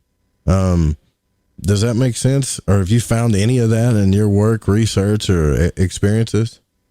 Yeah, I've seen those ideas kind of floating around. And it's kind of interesting. I guess it depends on your outlook. Like we can, in the past life regression arena, there's a lot of people who have experiences that show them that they've managed to collapse timelines and collapse probable future lifetimes by growing now in this life, right? So And it's sort of interesting, that idea of, we've got to cram as much evolution and development as we can into this life with this body. And it's like, well, you've got eternity. So what's your rush with this body? And then at the same time, I'm like, well, they only want to be 120. Like, I think they're aiming really kind of low, to be honest. So yeah, I guess I'm holding kind of what might seem like conflicting ideas there, but I just don't like putting limitations on it. And, being like, it's like, all of these things are kind of true. And at the same time, there's this recurring theme in the literature about having X amount of time that we've pre-selected in advance in the body that we're in. And so it really doesn't matter so much, like we can sort of control to, at some extent, and influence to some extent, how long we'll live and prolong it to some extent. But ultimately, it's like everyone's going to have to, at least in the near future, it looks like everyone's going to have to be at peace with the fact that one day there will be a time where it's preordained, if you like, by your own so-called higher self, that you'll have to leave this particular body and return to, the spirit world and whatever. And, it's funny because we get very attached to these vessels and these vehicles. And I'm like, I really take care of mine too. Like you could say I'm obsessive about health. I'm very, very careful about what I eat and put in my body. I drink and eat the best. And at the same time, I'm also, I probably hold opinions or views that people would find to be at odds with that. Like, so I guess it's a multi-layered thing, and my perspective is kind of, it would seem contradictory to a lot of people, I suppose. But maybe you want to go further down this road, and we can develop the theme. Yeah, I'm curious though. How old do you think we could live to be? Like what they talked about in the Bible, like 800, 900 years, or how long do you think the body can go for? I think in the long run, it's going to be a matter of we'll probably reach a point where the body, we've figured out how to organically, from the level of consciousness, and we'll have a physics of consciousness and a physics of longevity that will allow the body to simply remain in a negentropic state, so like a permanently self-regenerative state. And it won't degrade, and it won't die, won't decompose. It'll just be a matter of we can come in, come out, and come and go as we please, kind of thing. Wow. Okay. Look, I want to talk about this because what you just said, actually, I know it might sound completely wackadoo to some people, right? But there was, and I'm not saying anything against you, brother. You know that, right? I hope I come across wrong sometimes, but like. There was another man that talked about this who actually met beings and entities that used the human body this way. And I want to talk to you guys about that, like more when we come back from the break here. BrendanDMurphy.com. That's the website tonight. Also, Truth, TROOTH.network is also the website for reference. The call-in number is 1-800-588-0335. The phone lines are open. TheFringe.fm/chat room is the new link to get into the chat room. We'll be right back.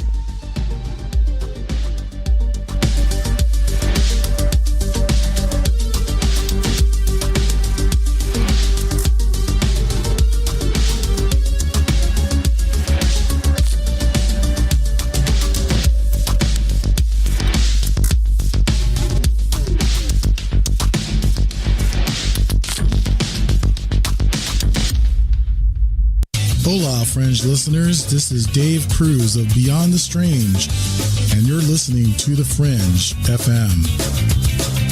Introducing Shadow Light Tarot from Waking Canvas, the Fringe FM's new contributing artist, Eric Tisi. This hand-illustrated black and white self-published deck serves as a reinvention of the tarot, never before witnessed. Each of the several suits of this 88-card deck lineup form an infinite panoramic scene. Even the included visual companion guidebook is entirely hand-illustrated, cover to cover, with beautiful visuals and esoteric symbols and artwork. The newly released deck comes in a custom magnetic box with its own travel pouch. The Shadow Light Tarot Premium Deck and its travel-sized mini deck Wonderlight Tarot are both available now from WakingCanvas.com. If you use the code word FRINGE, that's FRINGE at checkout, you'll receive an extra 10% off your entire order. To discover more, including a free reading and time lapses of all the illustrated artwork, make your way over to WakingCanvas.com today. That's WakingCanvas.com.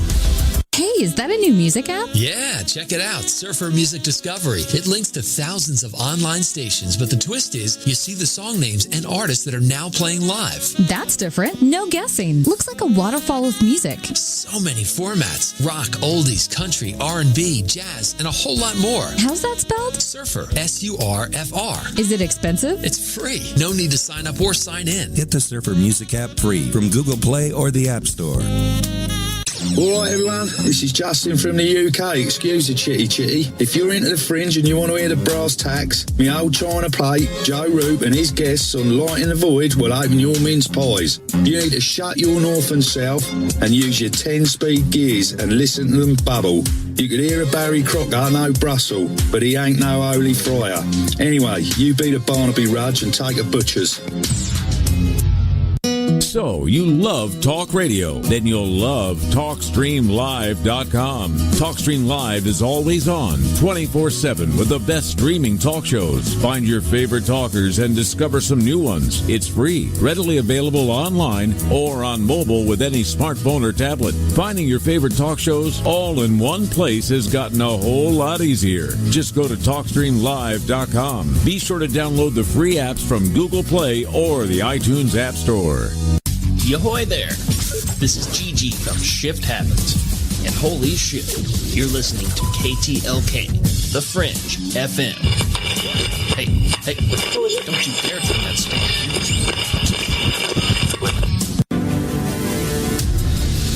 Do you want to know the truth? Are UFOs real? Are aliens visiting Earth? Are governments around the world hiding the biggest secret in history? We're UFO Seekers, official partner of The Fringe FM, and we're on a hunt for the truth. Join us as we investigate locations like Area 51 by subscribing on YouTube at youtube.com/UFO Seekers.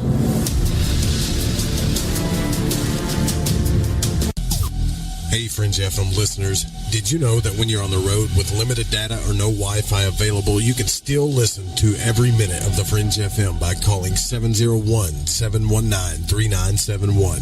No smartphone app or internet needed. Saves your data plan and no extra cost if you have unlimited minutes. Call 701-719-3971. That's 701-719-3971. Listen to the Fringe FM on any phone, anytime, anywhere.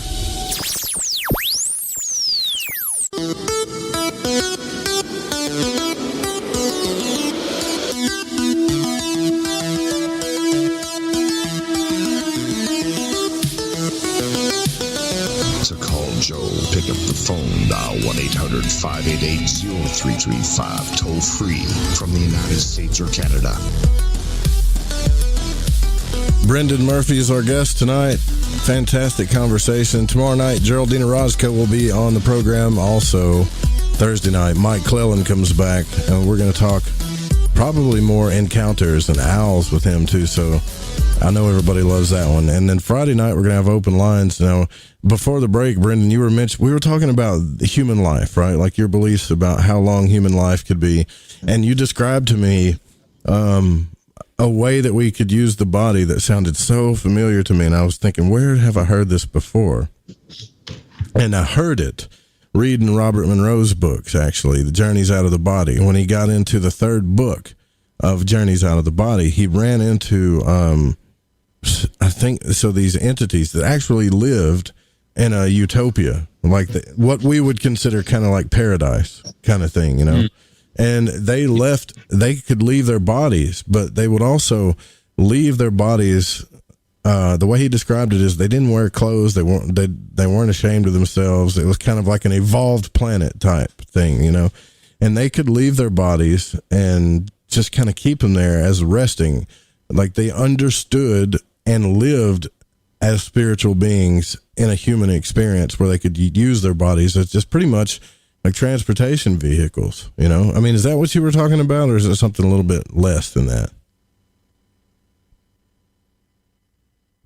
I hope I didn't lose you, brother. Did I lose you? You might have muted yourself here, Brendan. Sorry, mate. Back. yeah. Is that what you were talking about, though? Yeah, it's pretty on the money. I'm very familiar with Monroe's stuff, and I've seen sort of similar themes floating around from, people who have had near-death experiences or, had interesting out-of-body experiences. And, we get these sort of flashes into possible versions of future life on Earth. And it's like, I don't see why that's not possible in the long run, like probably not any time in the next 100 years, but consciousness has to shift and upgrade itself massively before something like that is even possible. So we've still got plenty of work to do. But, as you probably gathered, I don't like to put limits on things and say such and such isn't possible because, it is. And Monroe ostensibly stumbled on a civilization that's already doing it. And so, why can't we at some point eventually? Like, consciousness is negentropic, it's syntropic by definition and by nature. And if we actually harness that, then the consciousness inhabiting a body, the body that it is inhabiting, should also become negentropic and self-sustaining to the point where we don't have the degenerative disease and all this stuff going on. So I definitely think it's possible. Yeah, because I think right now we're kind of going the wrong way with things. And I'm not saying it's a bad idea, but the whole transhumanism deal, it's like, I feel like, man, we're taking a wrong turn there. It doesn't mean that we shouldn't do those things. It doesn't mean we shouldn't add technology into the body, like Neuralink and stuff like that. Sure, we could do those things, right, when it's time. But why not really? See, this is my problem with science. If they would just focus on the human potential and consciousness, they would see that we could probably do what you're talking about. We wouldn't need the machines and stuff if we looked into more things like DNA activation, growth, and understanding human potential, that kind of thing. And I don't really know how, you and I were talking about during the break, like Dean Radin and people in those organizations, they're really getting attention. They're doing great things, but it never seems good enough, man. It never seems, it's almost like we have to get, and I've said this before, Neil deGrasse Tyson or somebody to come out and actually say, okay, I'm interested in consciousness, that kind of thing. Yeah. Yeah. Yeah. Well, for that to happen, they would have to be conscious. So, but don't you find it funny though, that they always ask him the same questions? Like, he can write as many books as he wants and be this big, and I like the guy. I think he's intelligent. But when he goes to these seminars and stuff, they still ask him the same questions. The people that come out in the crowd, they always ask him about ETs, consciousness, life after death. And he's like baffled, like, why is everybody asking me these questions that we can't, measure scientifically? Because that's what you're here to do. That's why we look to science, Yeah. I think he's a classic example of like maybe an unintentional or unwitting gatekeeper. He's put there, the public holds him as a figure of authority, and then because we believe that he's a figure of authority, we keep going back to him as a source, and he as a source can't help us with those questions. So it's like, when are we going to start learning who to ask questions to and what kind of questions to ask and actually start making some progress? Like, guys like him are kind of, they've got like 1 foot kind of in the future, but it's like he's still they're very mainline, and those mainline guys are really, collectively, I just see them as gatekeepers, and we're better off not really paying a lot of attention to them, in my personal opinion. Yeah, right. Because you can create some negative thought forms, so to speak. I get what you're saying. Like, yeah. So I want to play devil's advocate with you, though, here. Let's say that I'm a neuroscientist, and I say, hey, Brendan, in your book, The Grand Illusion, you quote that the brain is a receiver of consciousness, not the generator. How can you explain this in a way that might convince someone, like, just, play along? I'm sure you wouldn't, but in a way that you could try to convince a neuroscientist that. Well, interestingly, Dr. Eben Alexander is a neuroscientist. Fantastic. And as a result of his near-death experience in 2008, he firmly believes now, because he existed without a body and because he had very hyper real experiences in whatever world he was in, he is absolutely convinced that, the brain does not generate consciousness. The way I look at it is that ultimately you need to flip the whole paradigm on its head. We come at it from the wrong angle. We make the wrong assumption to start with, and then we find ourselves having to pretend that a whole bunch of stuff doesn't exist because our fundamental assumptions about reality can't account for them. So it's like, if you turn it upside down, it's like, well, start from consciousness as the ground and the foundation, and everything fits inside of that. Like and I think theosophists have done the best job of kind of really detailing this. If you visualize the field of consciousness creating matter, so-called matter, through these tiny little vortexes, which are geometrically arranged in this vibrational matrix and form, they create form and create apparent solidity, but it's all just ultimately movement within a field of consciousness, which has these holographic properties. Ultimately, anything that gets built inside of that matrix has to have, at every level and every scale of existence, it has to possess some level of innate consciousness.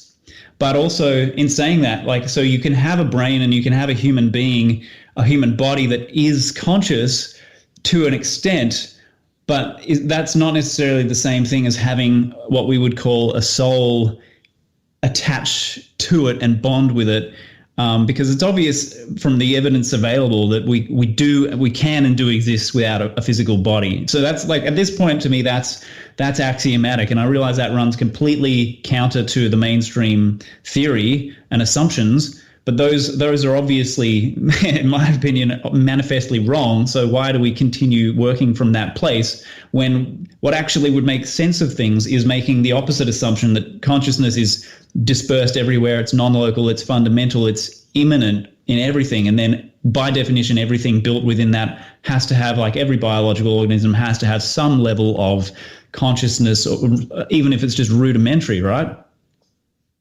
Yeah, I would agree. But the last time, that's really cool, though, that he's a neuroscientist and he said that, because that really does help. I mean, that kind of goes exactly to what I was just saying. If we can get more people like that to come forward and say, hey, I am a neuroscientist. I know what I'm talking about. I've got the education, and here's what happened to me, and tell us their story.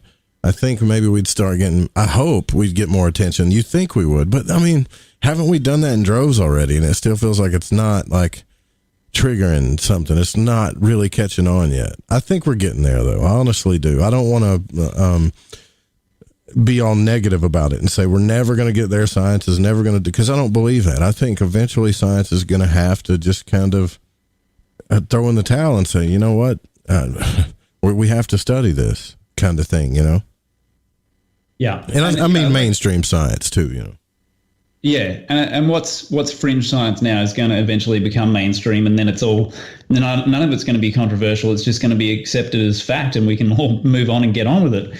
And I remember Dr. Stephen Greer of the Disclosure Project, he had an interview some years back where he said that now in these black projects, they actually have the technology to manifest astral entities at a physical level. So it's like, at what point, how much more do we need? Like, if this is what we've got the technological angle, we've got experiential angle, we've got neurosurgeons having near-death experiences, we've got mystics, we've got even mainstream physicists increasingly, parapsychologists like Dean Radin, like the psychics and seers. It just goes on and on and on and on. All of them are ultimately saying basically the same thing. So, it's just a matter of acceptance, and every generation that comes through now just seems to understand on an innate level increasingly that this is the reality, and that materialism is dead and outdated, and that is really, it's actually an anomaly. It's like an evolutionary mutation that's like sent us off on a wrong path, and now we're coming back to truth in a way that is supported by science and the scientific method and a massive amount of human experience. And it's like, people object to it. Well, they think it's an animistic worldview or panpsychic worldview. And it's like, well, actually that kind of worldview, the panpsychic worldview, is actually the one that is evidentially based and can account for everything under the sun, instead of having to sweep a whole bunch of stuff under the rug and act like it's not there because we've made the wrong assumptions to start with. Yeah. That's very well said too. And if people are listening now, Brendan, and they're like, man, look, I want to learn how to evolve myself without meditation, hard work, or spending thousands. Where do I get started? So they go to brendandmurphy.com and jump into the, or you probably need to watch the How to Evolve Yourself thing first, right? Yeah, I'd suggest check out the free masterclass, How to Evolve Yourself. It's evolveyourself.live, Live. And they can just check that out, and they'll get the download on that, the explanation of what Evolve Yourself is all about, what they get, all the different stuff, and how I'll be there to help and support and all that jazz, and what exactly the modality is that we use as the evolutionary trigger point. So yeah, I would suggest that's a really good place to start. They'll get to spend about an hour with me, get to know me a bit better, and we can go from there. Man, I might actually do that because I'm ready. I'm ready, brother. Let's do this evolve thing, because I want to. Yeah. So does this work for like health too? Because people like me feel like, man, I got such a long ways to go to get back in optimal health, but I know deep down that that I can get there because I've done it before. But if there are, let's just say, and I could be jumping the gun here, but if there are like metaphysical shortcuts, that I'm all about that, you know what I mean? And I really believe there are, I just don't really know how to go about it yet. I do believe though, your energy, your focus, and your kind of, I guess, the secret, which is, you say, it just brushes over really a broad spectrum of things. You can do that, right? Yeah, and it's sort of like I was talking about earlier, like how near-death experiences fundamentally, they're a discrete short-term experience that profoundly transforms someone. That's the kind of thing that we have now to do. We can do it in a systematic, safe way where we don't need to be traumatized or dead, and getting CPR or whatever. And we can just have a sound healing ceremony that is utilizing particular informational codes, sound and light codes that actually communicate with our DNA. And so it becomes an intelligent kind of, it's like an intelligent dialogue between the information and the sound, pumping that information into our cells, and our cells know how to respond. They know what to do. And you asked about, physical health and stuff. And I've had quite a number of really eye-opening pieces of feedback from people, even right at the end of sessions, where they're telling me stuff that it blows even me away sometimes. So yeah, I could go on and on about that stuff, but if you would like, I can send you some bits of feedback from people if you're curious, for sure. Yeah. So this kind of uses the frequency thing, right? Because people talk about that frequency. I've had a few guests on here that talk about how they use sound for healing and stuff, but if we could learn how to specifically tap into what frequencies do what and what they activate. It sounds like that's what you're talking about here, right? As far as how it activates our DNA and the messages that it sends to our bodies and our minds, right?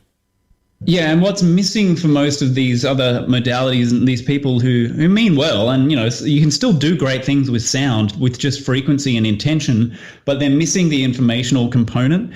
And that's what we're introducing here, which is that information that actually somehow, I don't really fully understand how, but seems to communicate with our DNA. And it's like an instruction or an algorithm that you pump into a computer system, and it unfolds from there of its own accord. It has its own intelligence. Like your genetics know what to do, your auric field knows what to do, and this is something that just offers like that intelligent instructional set, pumps it into the system, and then you're off. That's why it doesn't rely on willpower, and why it doesn't rely on hard work, and why it doesn't take, we don't need to redo it. We only do it once, and then we wait 5 months, and we come back and we do a different ceremony that builds on it, and there's only 4 in total.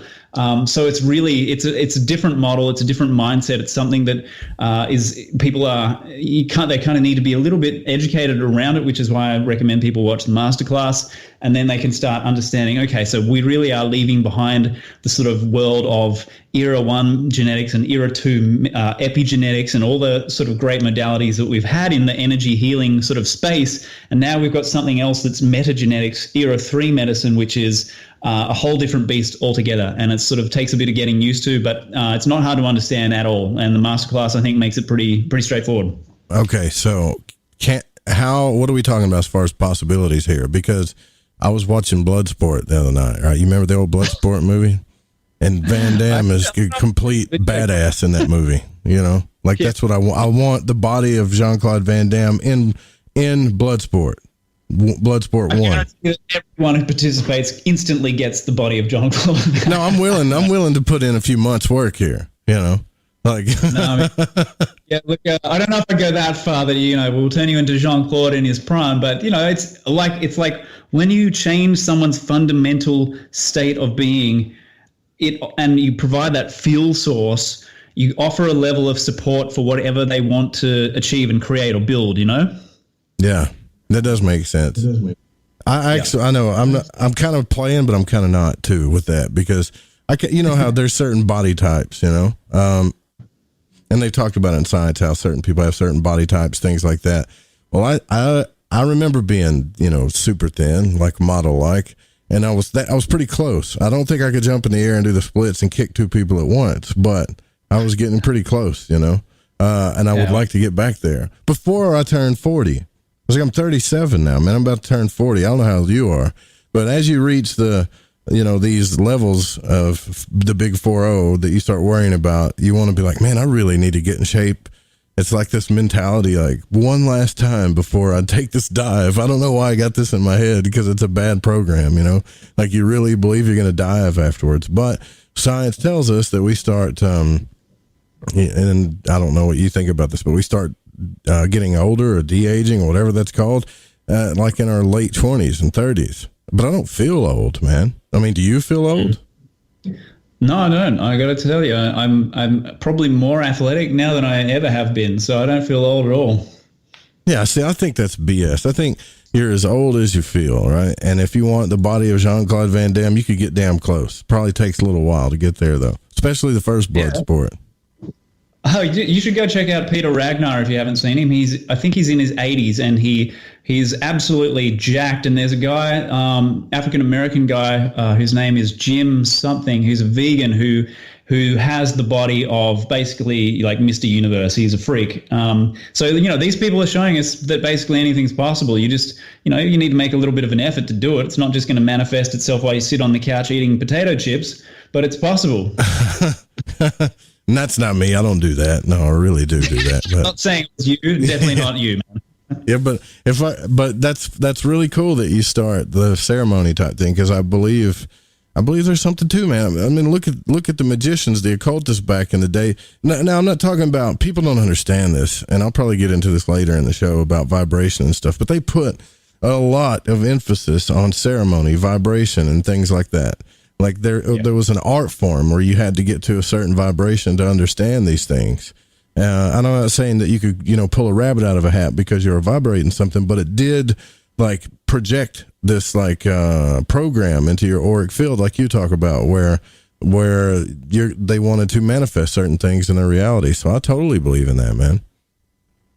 Yeah. I mean, ultimately everything boils down to information. Everything can be looked at as a kind of program, in the Matrix. The Matrix, that was a great metaphor for the reality that we live in. And, I just wanted to mention that this modality, like when we talk about the ceremony itself, the sound-based ceremony, it is essentially like a quasi-shamanic thing. Like if you look at shamanism and initiatory experiences are fundamentally transformative experiences. They leave you permanently altered, and that's the whole idea with this. We're not coming from a place of chipping away at something using willpower. We're using something that triggers a transformative kind of shamanic-like experience that alters people forever and doesn't need to be redone. It's a permanent shift. That's so cool. And the Truth Network, the TROOTH.network, how do we get involved with that? Do you guys have like a, because it said there's a link there that says ask to join. Do you guys have kind of a process where people apply to it and then you check them out and then let them come in? Or do you just let anybody that wants to join kind of thing? It's pretty straightforward. If you go to truth.network, basically, you hit the request to join button on the screen and it'll ask you a couple of quick little questions. It doesn't take much. We're not super duper selective. I mean, like your listeners, I'm not going to be sitting there like trying to find people on Facebook. Well, it's got to be a troll. Yeah. We pretty much very, very rarely do I not accept a request to join. Man, that's so cool. It's really cool. And it was cool to talk to you for the first time on the show, man. We'll have to do it again. When do you think this book we're working on is going to come out? Do you have a date a projection date for it? Yeah, I think, well, it's this year. It's going to be this year, and it'll be somewhere, I'm thinking, between probably June to September. That's where I'm aiming. God, I can't wait. I want to, and then y'all got to do it because I'm lazy. Try to do it in audio format, too. Doesn't everybody tell you that? Are you going to do it in audio format? Like, yeah, I guess. I don't ask guests that anymore because I've learned how hard that is. It's not an easy thing just to create an audiobook. It's kind of a pain, actually, for especially good audiobooks. I mean, you got a lot of people saying that you're like a really great writer in this field, man. So I hope you keep it up. I hope you never stop doing what you're doing. Thank you, man. I appreciate that. And yeah, I think you'll dig it. I think, as I've got a lot of good praise for book 1, but book 2, I got to say, I look at some of it and I think, geez, this is next level. That's good, man. That's good because I'm excited about it. Well, listen, Brendan, thank you for coming on. If you want to, do you have any other links that I didn't mention to give out, like social media links, anything like that, that you want to give out to our audience?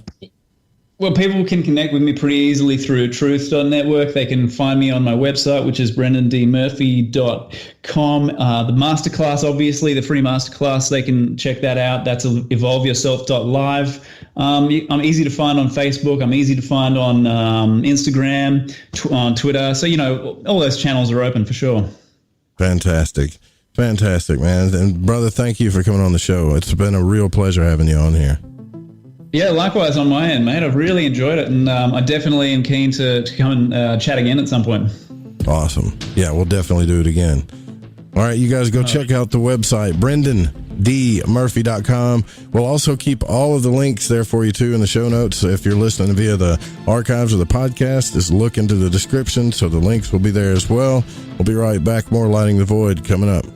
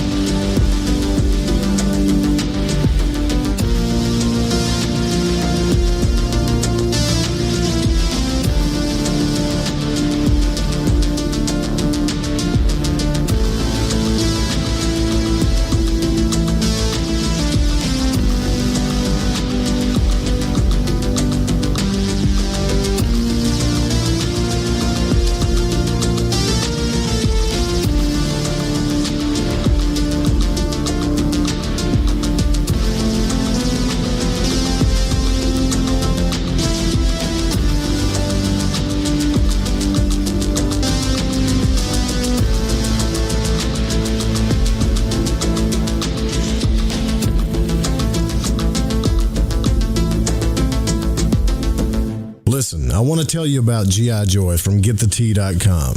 It's the best alchemical concoction of goodies for your stomach and digestive system I can recommend, and that's all based on my experience. Packed with colostrum, acidophilus, aloe, peppermint, and turmeric. If you do your own research, then you know this is the bee's knees for the stomach and digestion. Now, due to Big Brother's ears and the eye in the sky, I can't go into the details about what it helped me with. All I can say is I got relief. It's non-GMO, no fillers, no preservatives, manufactured right here in the US of A, and delivered to you by the only people who stay on top of the game and are out in front. Go grab a bottle of G.I. Joy at GetTheT.com and see what all the fuss is about. Again, that's GetTheT.com. Have you ever seen an ad or banner which brought you a feeling that someone is reading your mind or even listening to your conversations? Your online data is being used against you. Surfshark is a VPN service that makes online privacy protection easy and attainable. You can use it on as many devices as you'd like simultaneously. Surfshark encrypts all internet traffic sent to and from your devices and ensures that your IP address remains hidden. The VPN service that we use at UFO Seekers, plus 1 month free for $1.99 a month. Visit surfshark.deals/seekers. Okay, nurse, let's get this man to the ER stat. Right away, doctor. We see this every day. Heart attack or angina pain due to blocked and clogged arteries. Chelation can remove obstructions or blockages from arteries and help avoid painful and expensive surgery. Now there's Angioprim. It's a liquid oral chelation product that you take with juice. You start to feel the results fast. Angioprim increases blood flow all over the body, and that means more energy and strength to take on on the day with less aches and pains. 60 years of research has gone into chelation, and Angioprim is the result. A safe and easy way to unblock your veins and arteries from buildup that slow circulation. Paging Dr. Jones. Please report to the emergency room right away. Log on now to angioprim.com. That's ANGIOPRIM.com. Or to speak with a trained consultant. Give Angioprim a call at 954-882-7221. That's 954-882-7221. You can tug all day long on a carpet that's been glued to the floor. Then you hurt. There are many strong glues out there. Let's see, there's liquid nails and Gorilla Glue. You ever try to remove 3M 5200? That adhesive is strong. Then there's bathroom caulk, silicone rubber, adhesive tape, super glue, flex tape, and stickers. Graffiti. Scientists have come up with glues that stay stuck and can't be removed. Until now. Until Handyman Formula by DeBond. That's right. 95% of adhesives become unstuck when you spray Handyman Formula directly on them. Just spray, wait a few minutes, and remove. It's amazing. Most adhesives become unstuck when you use Handyman Formula. Visit DeBondCorporation.com or MCMaster.com. Call 561-575-4200. This stuff really works. Handyman Formula by DeBond, a great Christmas gift. Okay, here we go. AncientLifeOil.com. AncientLifeOil.com. Now this is for CBD. AncientLifeOil.com. Again, for CBD. Where do I get CBD? AncientLifeOil.com. It's pretty good stuff. Organic, non-GMO. We are the Ferrari of CBDs. AncientLifeOil.com. You know, they say when you mention a person's name 3 times when you first meet, that you're going to remember. So I'd say to you, nice to meet you, AncientLifeOil.com. It's AncientLifeOil.com, right? Nice to know that you help people. AncientLifeOil.com. Think about this. Occasional stress, occasional anxiety, occasional inflammation, occasional stiffness, and intruders that get you down. AncientLifeOil.com. Okay, so I'm going to give you a fact for the day. So Ancient Life Oil does not help you with business deals. Hold on a second. If you feel better, it could help you make a better decision. Okay, I'm wrong. Just remember to go to AncientLifeOil.com. This is the Rogie Report News on the Fringe FM. I'm Jess Rogie. The 2004 USS Nimitz Tic Tac video has become important evidence in the UFO community. The Pentagon confirmed its authenticity in 2017. Recently, a commanding officer on the USS Nimitz, Captain Max Clark, said, "From my perspective, we have an obligation to make sure the airspace is clear. Whether it's UAP or UAV, this is all part of airspace." Captain Clark assumed command of the Nimitz on August 1st, 2019, but was not aboard the Nimitz when the unusual sighting was reported 16 years ago.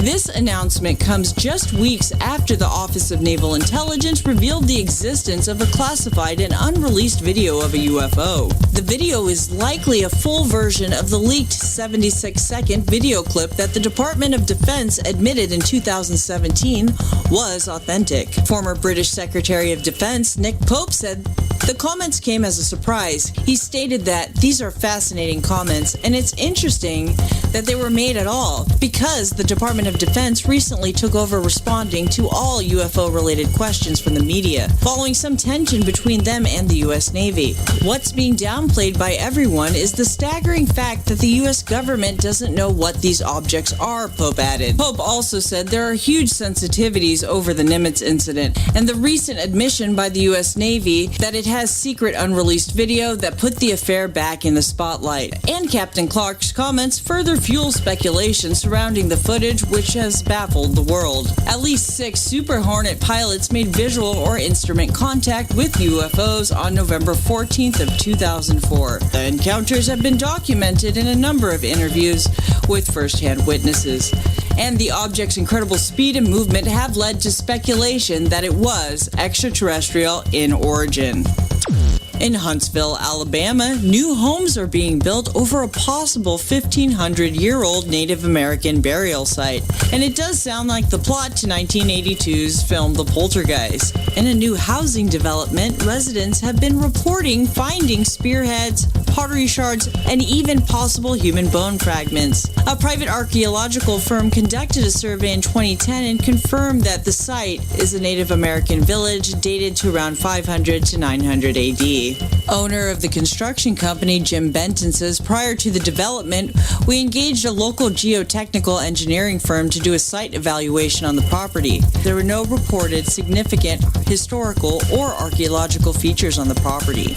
Huntsville's zoning code requires a setback of at least 25 feet from historical or archaeological sites. This is the Rogie Report News on the Fringe FM. I'm Jess Rogie.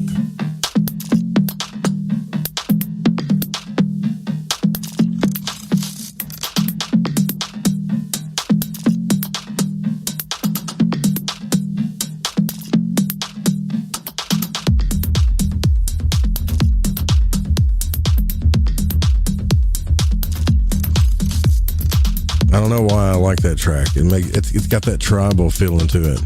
I want to thank Brendan Murphy for coming on. That was really cool. Tomorrow night, Geraldine Roscoe will be on, and then Mike Clellan Thursday night. Friday night, hopefully, I'm going to try to get Carlton on from Live Talk. Maybe we'll get lucky and he'll come on. But the Reverend Dan Lopez is here with me now. When's the last time you were on the show, Dan? Was it Valentine's Day? Was that it? I think so. God, that What's was up, fun, motherfuckers? That was fun. I wonder. Yeah, it was. I wonder if I wonder if they went on a second date. We need to ask Night Stalker about that. You know, you don't think they did? I don't kiss and tell, bro. Wait, they did, didn't they? Well, I don't kiss and tell. Oh man, yeah. So I wanted to discuss with you about what he was talking about, because this is something like I really haven't had the longest discussion with you about that I've been meaning to. I don't understand, and maybe you understand this more than I do, so I'll kind of let you kind of take the wheels with it. But the whole hertz and frequency thing, when he was talking about doing these activations and stuff, I know for a fact that certain frequencies have certain effects on you because I felt them. But do you think that we really know? You see people that have like the hats. They say like, 432 does this and this one does that. I mean, like, how do we really know though that it's doing that? Whatever that frequency is, how do we know it's doing what we think it's doing to us? Is what I'm asking you. I hear you. When he was talking about on a DNA level, I have not the capabilities to check this out, but basically you can do it if you have an electron microscope and you basically run the frequencies and you watch DNA nodules. You can actually see what the effect is just by running through the frequencies. You could see what frequencies will cause tumors. You can see what frequencies will cause growth, and which will just basically change the adaptation. I know there's also, the frequencies can get so high till you turn and you get to the light frequencies. And once you get to the light frequencies, there's supposed to be some kind of vibration there that actually transfers the coding. So I don't know. Like I said, I don't have the capabilities to get down to that level, but some people do. Some people do have that capability. Do I believe that it's what they're saying is like the solfeggio, frequencies and stuff like that will actually change the codones and whatever? I don't know. I can't see at that level to actually say so. I only know that I can program some frequencies, throw them all together, put them in a loop and let them run. And you come back to me with what you get. And if you get something, I can basically see, okay, this person gets something, this person doesn't get something, this person gets something, this person doesn't. And then I can check against like questionnaires. What kind of person are you? Do you consider yourself sensitive? Do you consider yourself practical? Do you consider yourself material? And stuff like that. And usually the people with what I had developed, the people who are not open-minded, don't get it.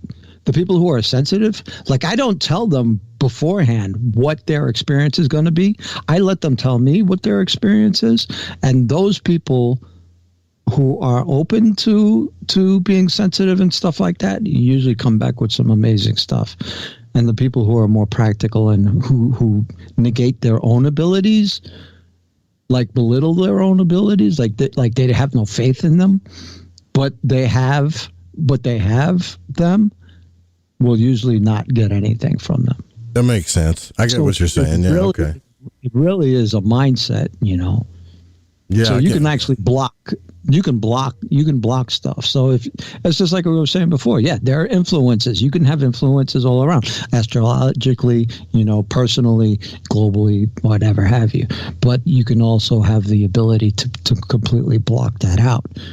If you pay attention to what you're doing, and just like you were saying, it depends on, how much crap are you taking in, will affect your overall mindset and affect your overall.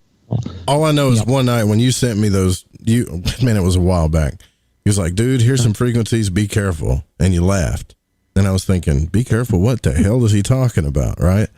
So I put my headphones on, and I forget which one I was listening to, and it kind of started out low. It was like, woo, and then it just, woo, and I was like, yeah, this is cool.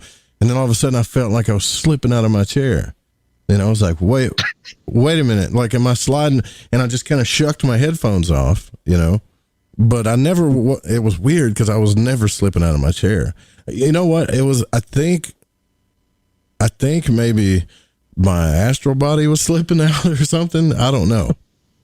You're laughing because you know what I'm talking about. And then it's like that feeling when you're, yeah. It's like that feeling when you're doing like a hard psychedelic or something and you're like, I don't want to go, but I don't really have a choice. No, and you have to let go kind of thing, It was really strange, man. And I've been curious about it ever since because that stuff. Well, the thing is with that, it's almost like a subliminal, but there is a track underneath there. Someone, I can't remember their name. I'm pretty sure it's Valentine, but I could be wrong. But they recorded somebody in, what do they call that when they do the sonogram kind of things? So they did a sonogram recording of somebody who was opening up their spiritual centers in a meditative state. And so that is a layer in the subaudial. Aha. Okay. Yeah. Next time what I'm going to do is I'm going to have to build some handlebars here at the studio that I can hold on to. So when I listen to it, because with this audio equipment too, man, I can really amp it up, because I can send it through the rack and then, put my Sony headphones on, and the next thing you know, I'm flying, Yeah.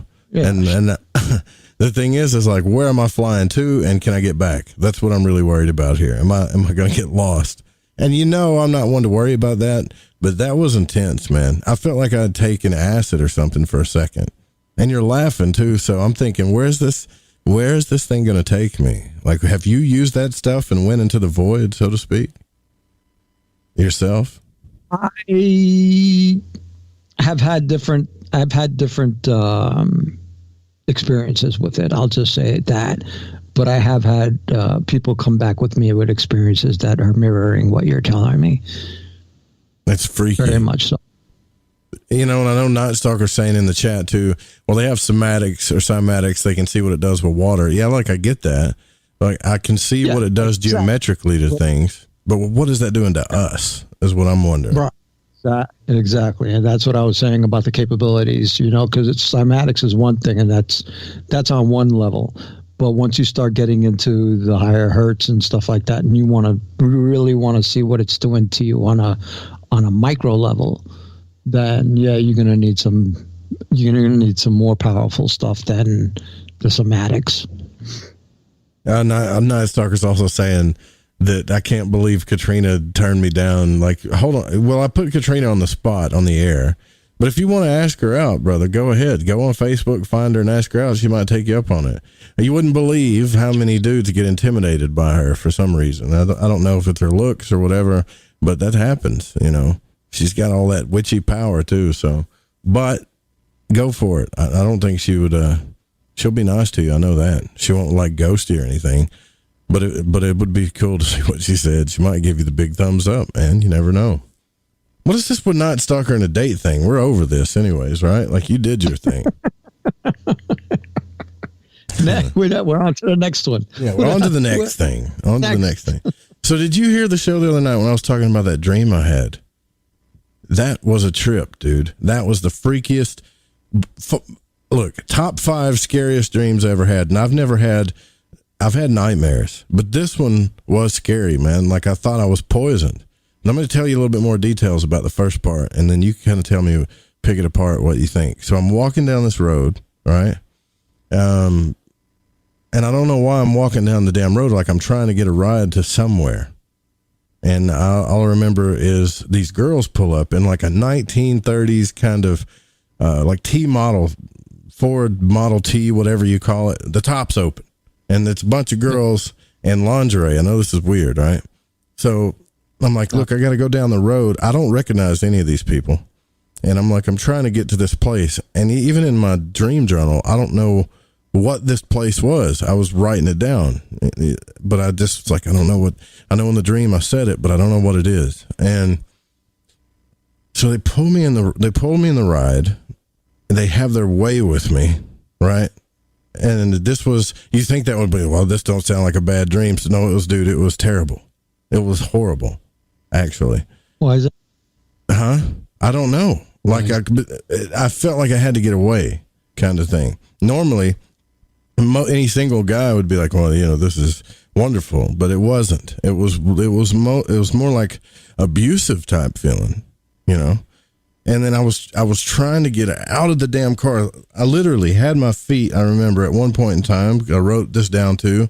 I had my feet on the door, both feet like on both sides of the door as it was open, trying to push back away from the door, and they were holding on to me, and my foot slipped into the ride, and one girl leaned down and took, like, I swear it looked like a little hit of acid, dude. That, because you know what a little hit of paper acid looks like, a little piece of paper, kind of blotter acid, and cuts my leg, cuts my leg, my left leg. And now I'm like, oh no, like immediately when she did it, I knew I was poisoned. And one of them laughed and said, look, you poisoned them, you evil bitch, kind of thing. And they all laughed about it and they let me go. Now I'm freaking out thinking, if my heart speeds up, I'm going to die. I'll never forget this dream. Like, I'm going to die. Like, so I've got to walk down the road carefully and calmly, try to get to where I'm going. I don't have a cell phone. I need to get help. But if I get nervous, or if my heart speeds up, it's going to pump whatever venom or poison she put into my leg to my heart, kind of thing. And there was more to this dream, but that part of the dream has really got me freaked out. I got to get JM back on here and talk to him about that. Have you ever had a dream where somebody poisoned you or something like that? I've had a lot of dreams. Like that, though? I've had a lot of dreams. Crazier. What does that mean, man? Seriously. I wonder I can't stop thinking about it. It all depends. When did you have the dream? 2-3 nights ago. What's been going on? 3 nights ago. Nothing. Nothing. Well, as far as my personal life goes, there's things going on, but I've learned to kind of keep that on the, DL, right? But nothing. Well, you keep it on the DL, but that has a high impact on what's going on in your dream life. Okay, because you're getting the symbols that are going to reflect to you what you need to decipher as to what you're actually dealing with on the outside. Sounds like the Siren or Black Widow archetype, Joe Roop. What the hell is that? What is that? The Black Widow. Well, it could be the siren or the succubus or something like that. But basically, it's like it has pleasure, right? It has pain, it has confusion, it has journey, it has to do with your body, physical. Okay, it has to do with ingestion, right? You have a lot of symbolism going on here, and when you start reflecting that against what's going on with you personally, being abused sexually, okay, feeling like a piece of meat, right? You got a lot of things going on here. Symbolic.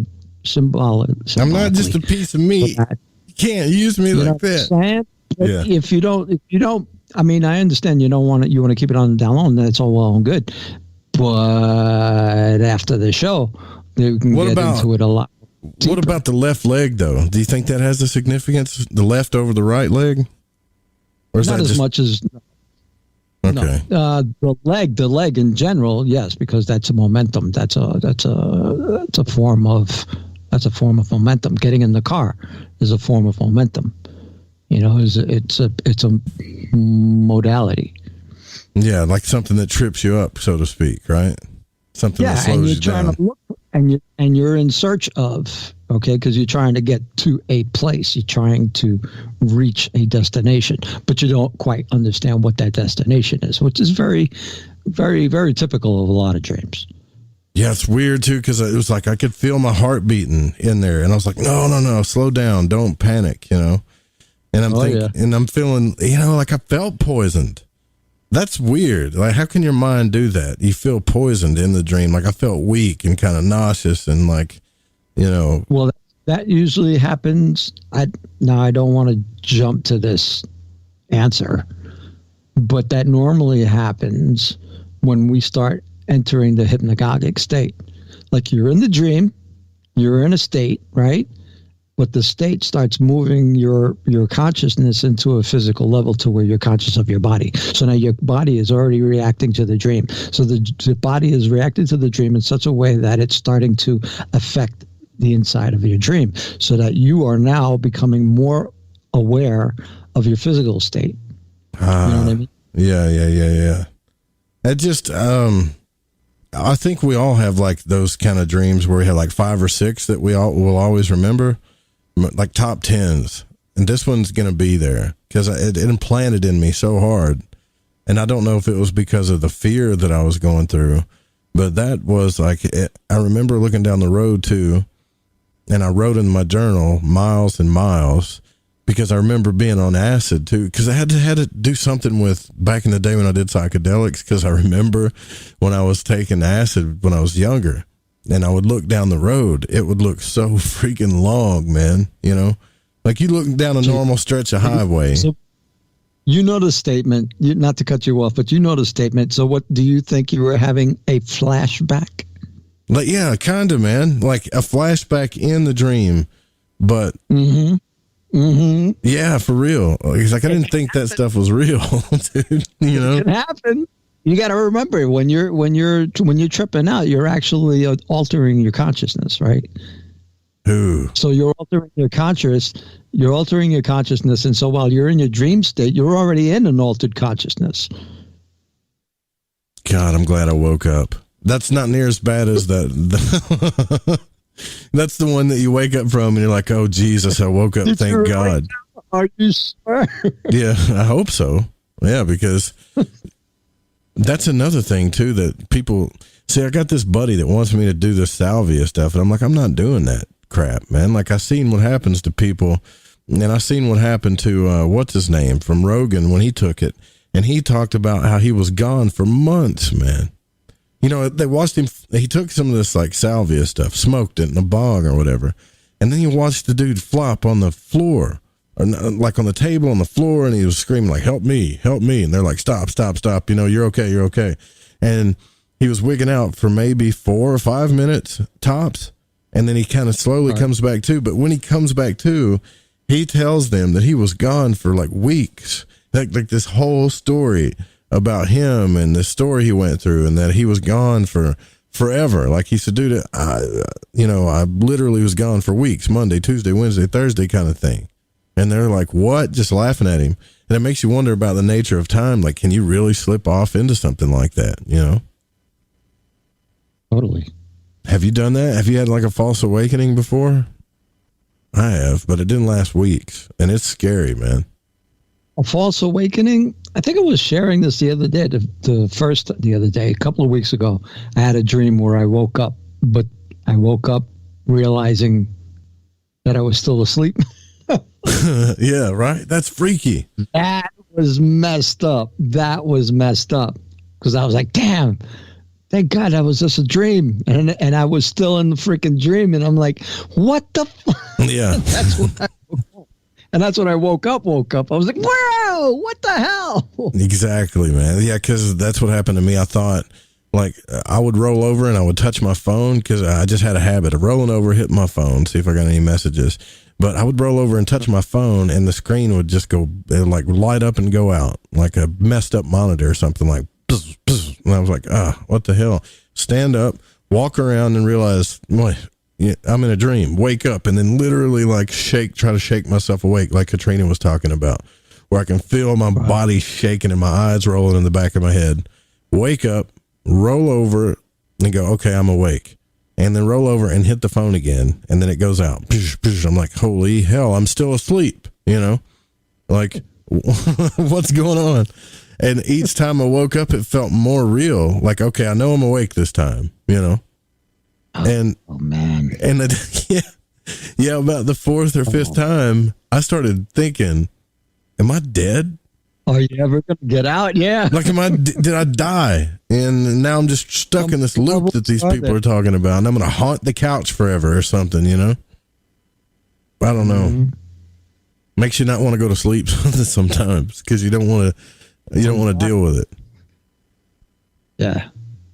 Well, what the hell am I thinking about this scary stuff? Well, I think I was waiting on you to come on to talk to you about it, because I know that you've had a lot of these dream experiences and stuff too, but false awakenings have got to be one of the most frightening things that's ever happened to me. And you know what's weird about it? It's not the second time. It's not the third time. It's about the fourth or fifth time when you don't wake up that you start going, okay, I'm trapped. I can't get out of here. Yeah, what's going on? Like, I can't get out of here. And you really start panicking, It's hard. Yeah, because you become imbalanced by fear, because you start wondering, because in your dream you're like, I'm trying to form thoughts that are like freaking cognizant, and it's not working. I don't get it.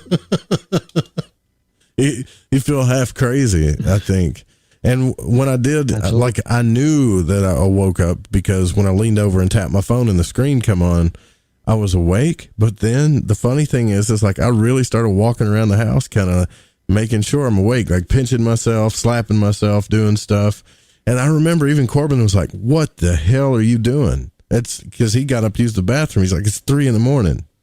Why are you slapping yourself and pinching yourself? And I'm like, son, tell me this is real. He's like, yeah, it's real. He's laughing at me. Like, I'm awake right now, like hitting myself because I was really freaking out, man. And I don't,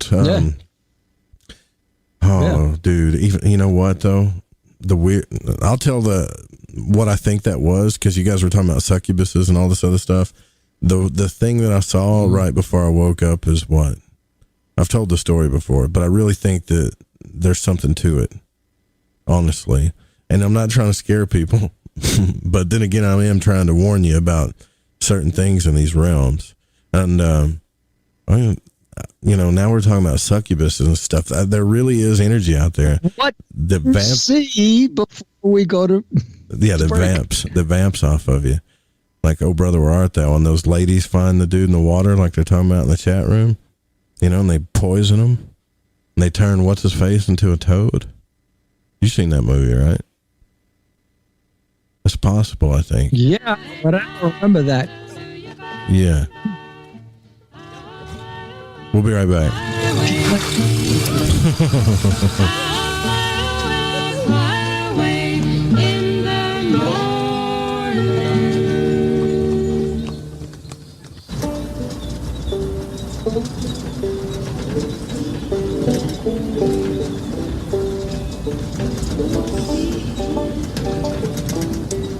Shut up, Delmar.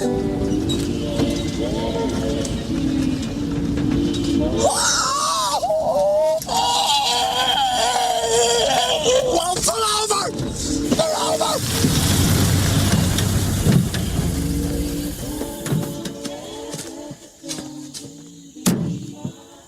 Guess old Pete's got the itch. Go to sleep, you little baby.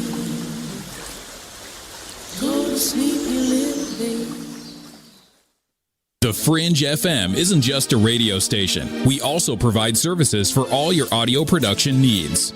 If you are interested in live radio or pre-recorded podcasts, we're here to help. We even do audio enhancements and voiceovers if needed. If you want to do a podcast or live radio show and even want the option to syndicate on terrestrial radio, from simple audio file enhancement to live production and call screening, we have you covered. We have worked with some of the best professionals in the business in order to provide coaching instruction for content creation, show structure, and more. Contact The Fringe Digital Media for more at info@thefringe.fm. That's info@thefringe.fm, or call 501-777-5631 for a consultation.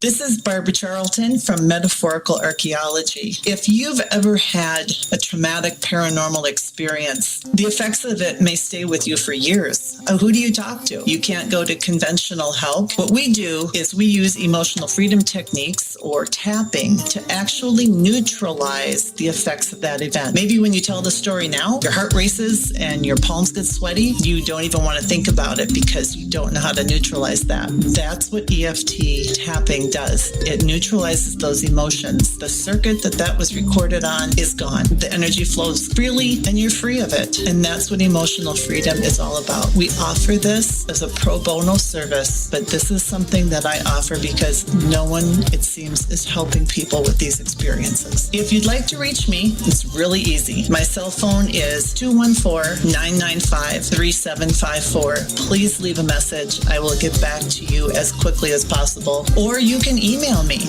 barb.eft@gmail.com. And EFT stands for Emotional Freedom Techniques. Reach out to me. It's confidential. This works. You won't believe the results. Hey, is that a new music app? Yeah, check it out. Surfer Music Discovery. It links to thousands of online stations, but the twist is you see the song names and artists that are now playing live. That's different. No guessing. Looks like a waterfall of music. So many formats. Rock, oldies, country, R&B, jazz, and a whole lot more. How's that spelled? Surfer. S-U-R-F-R. Is it expensive? It's free. No need to sign up or sign in. Get the Surfer Music app free from Google Play or the App Store. Hey, this is No Way Jose, a Northern California Piscean stuck in the Arizona desert. I'm a void walker, and I got the shoes to prove it. So what do I do when my soul yearns to delve deep into the realm of the unknown? I aim my satellite straight into the night sky and catch a smooth ride on the KTLK-DB radio waves. I tune into Lighting the Void with Joe Root on the Fringe FM. Joe, Lighting the Void is the best show on the planet. This is Barney, your friend from Facebook.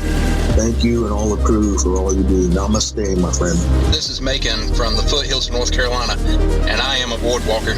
G'day, void walkers. This is Lily from down under Australia. The world may be small, but the enigma is greater. So let your curiosity take you for a journey with Joe Root.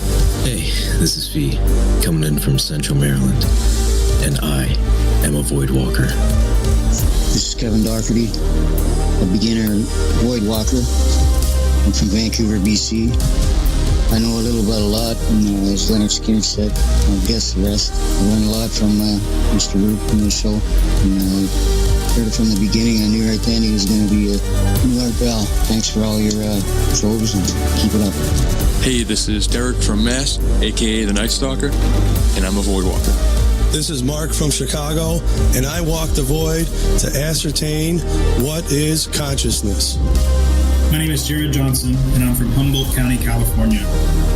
I do not know all the answers to the questions about reality. I do not claim to know the ultimate truth about life. I seek that which has been made hidden as a part of a family of explorers of consciousness. I'm a void walker. Thanks, Joe Root.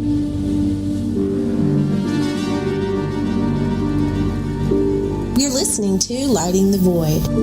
The call-in number is 1-800-588-0335. If you would like to text, you can text in at 501-777-5631.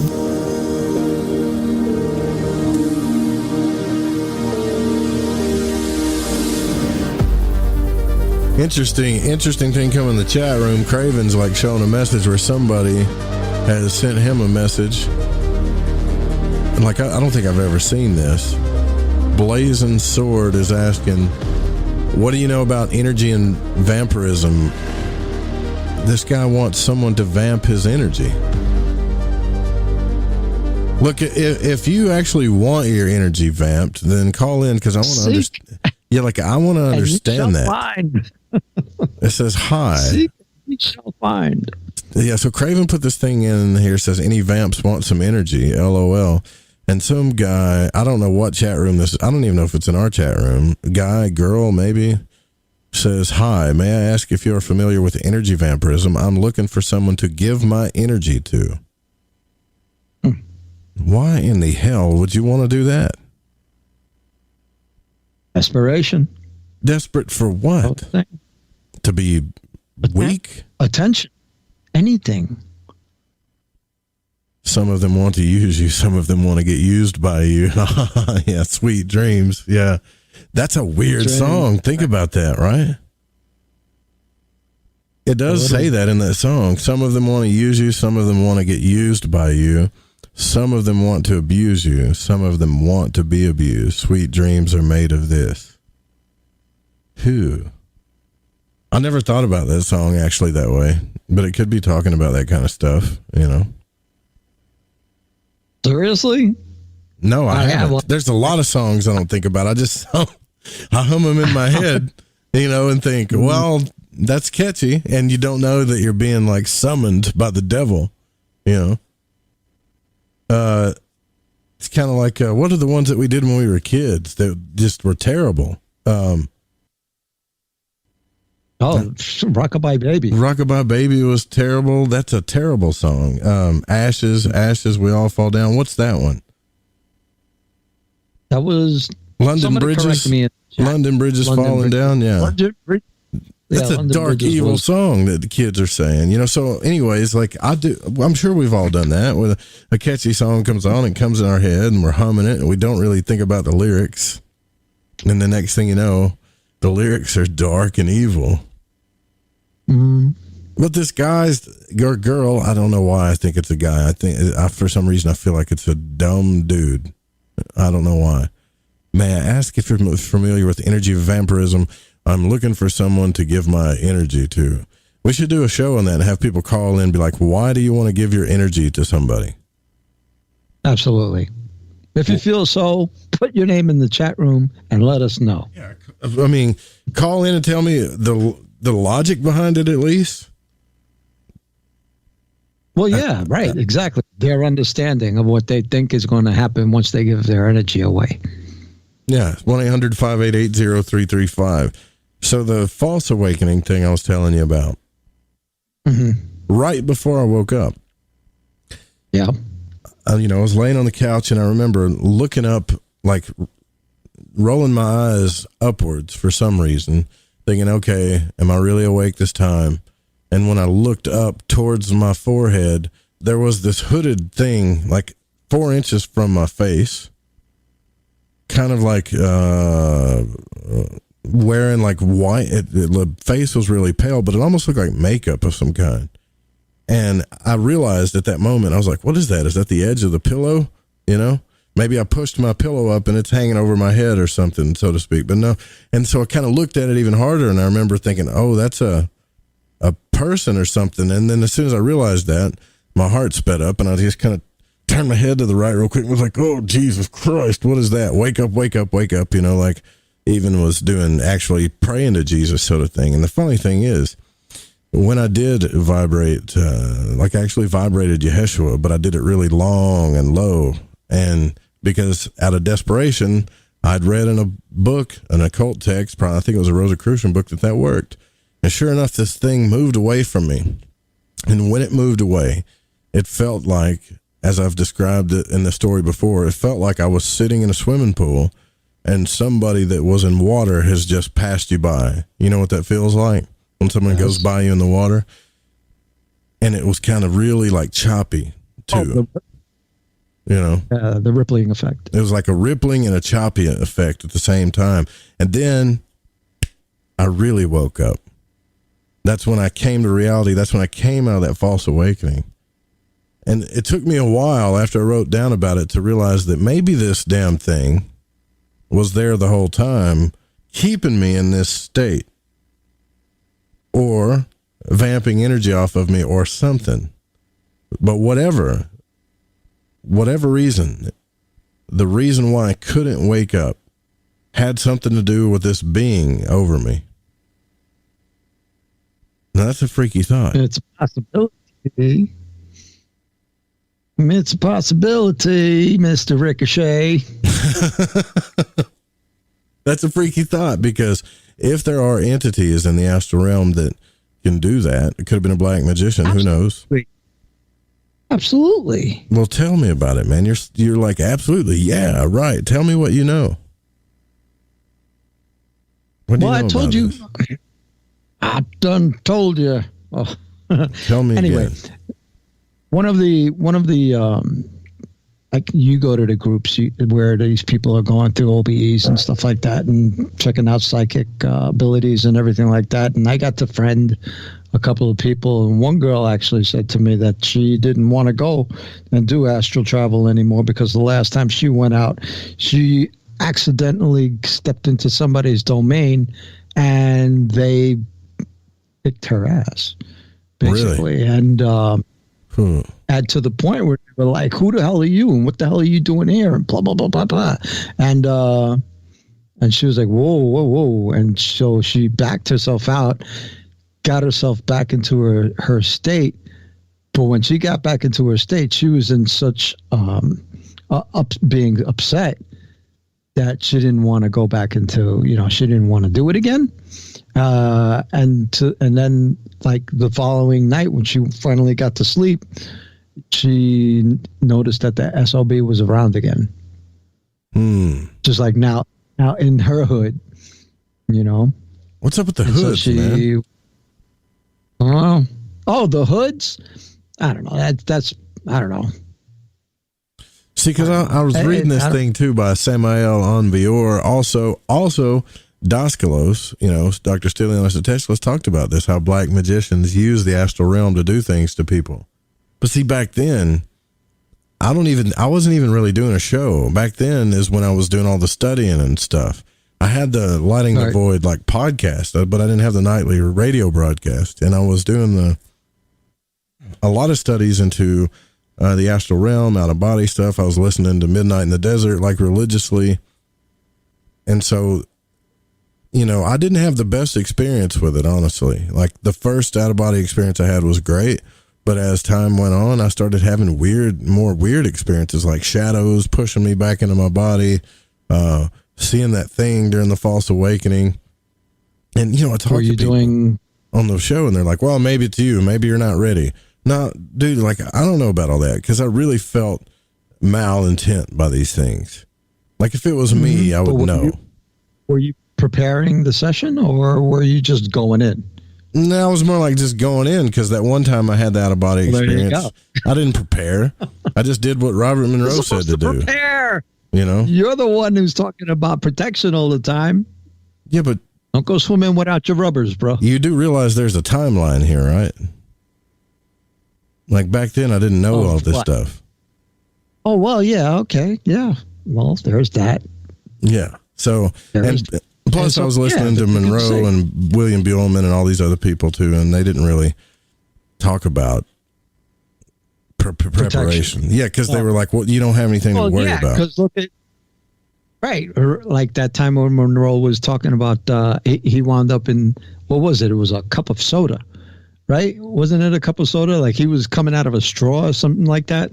Oh, I don't remember that one. That's probably one of those. What happened? That was a badass one. He was coming through a tunnel. He was coming through a tunnel, but the tunnel had, the spiral, a red and white spiral. And as he's coming, as the best as I can remember, that I'm paraphrasing here, so don't hang me for this. But he's coming out of the tunnel, and as he's coming out of the tunnel, he finally realizes he's coming out. And he's coming out of whatever he was traveling through. And as he looked around, it looked like, the red and the white was still, spiraling out. So as he's looking about, he's noticing that he's literally coming out of a soda cup. That's a trip, man. And I'm like, that's so crazy. Yeah. A lot of the stuff he talked about, I didn't think he was really out. I think he was dreaming. You know? It reminded me of the Willy Wonka and the Chocolate Factory. Well, yeah, but what's to say there's a difference? You know, he was sitting in one spot. It's just different levels of consciousness, right? I guess. I mean, this is the thing we go back and forth on the show about a lot. And you know what? Those people that tell me that it's different levels of consciousness, when I explain to them that I had a super local out-of-body experience, you know, the peeling out of the body, watching the self sleep, you know, everything was more vivid. Everything was where it was. They don't really talk to that point. A lot of times they'll tell me, it's like, yeah, well, I haven't had that kind of experience, but I had the lucid thing and that thing. I'm like, yeah, I have too. They're two different things. Now, if it's a different level of consciousness, so be it. But none of those people that say that, this is my point, that have told me it's a different level of consciousness, when I've approached them about the experience, the local one, can relate to it. That's a problem to me. Oh, should be. I mean, if they're going to be on a certain level, I mean, if they're going to come from a certain point of authority. Exactly. Over everything, you know, you have to take into a lot of accounts of different experiences from different people, you know, because not everybody's the same. And then there's different consciousness levels that are affecting different conscious levels.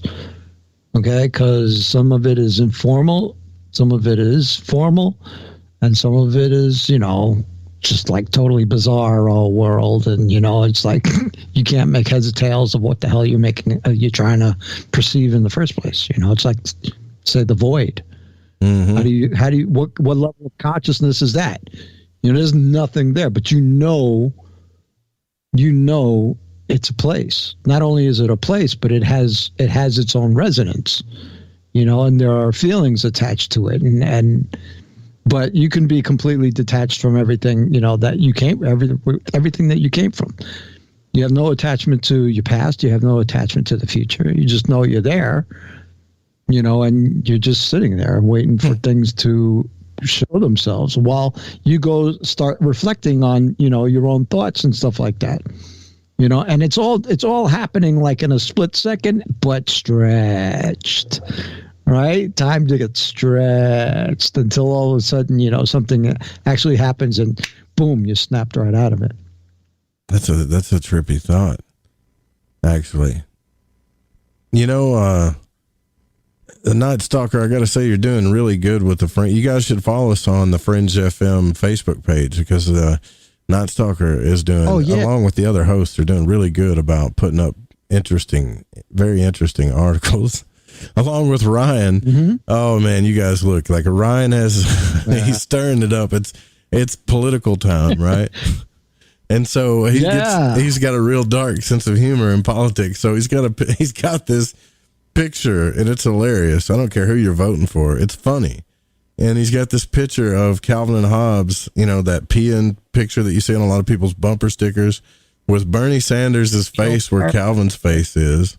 And it says, feel the burn, and it shows a tree like melting, and it says socialist gonorrhea. That's what his show's going to be about tonight. And you guys do realize, like, the more you tell Ryan that he's stupid for feeling the way he feels about certain politicians, the more he's going to give it to you, right? You hadn't figured that out yet, I don't think. But it's funny because Abby...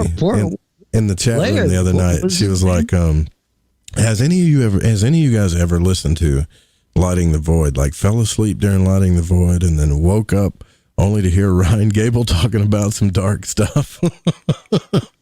Like, as you wake up. Yeah. Actually, I have. Yes.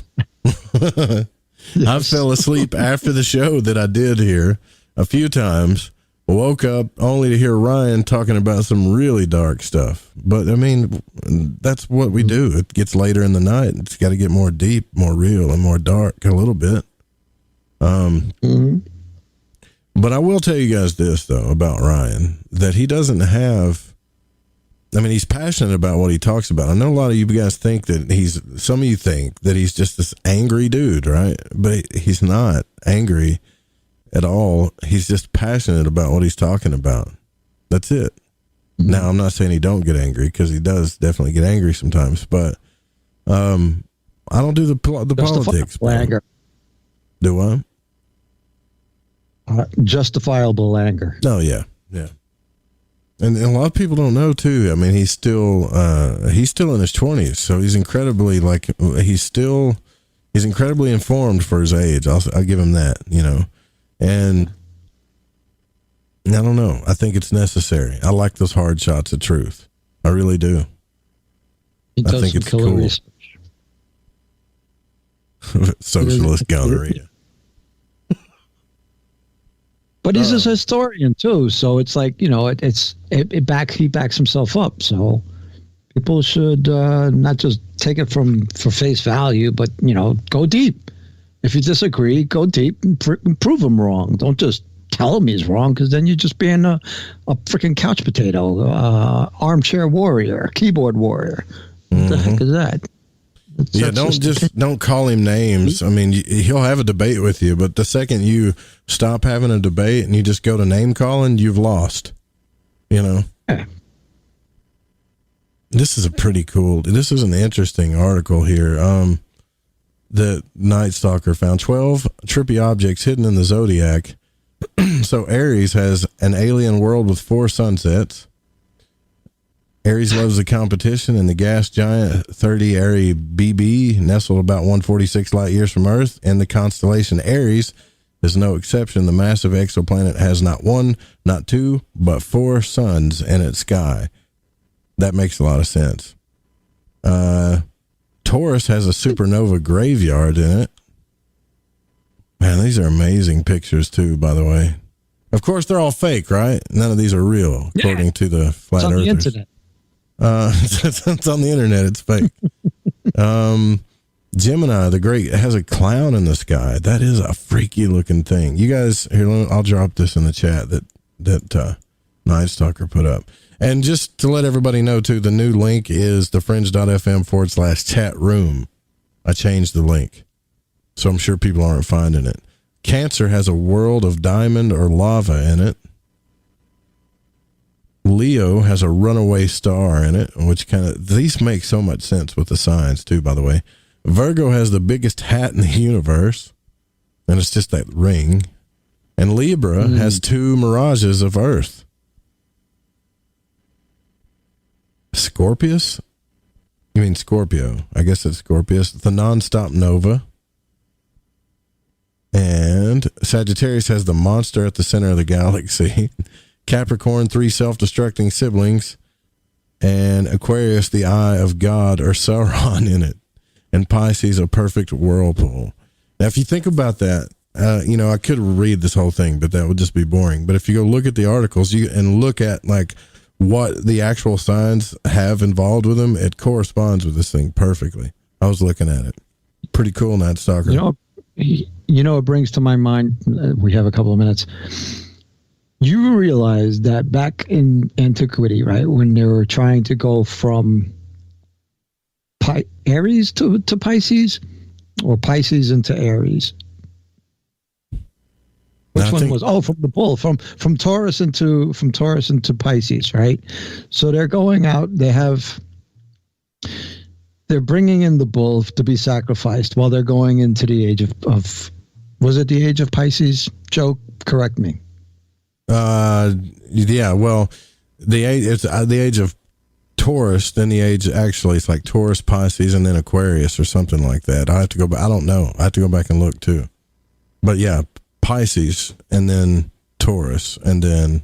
So we're going in. So basically, what I'm trying to say is that at one point, one generation or one eon is now fighting to retain its position. Oh yeah. And so I feel like the age of Aquarius is trying to be usurped by the prior authorities. Usurpers. Yeah, well, it's not gonna last.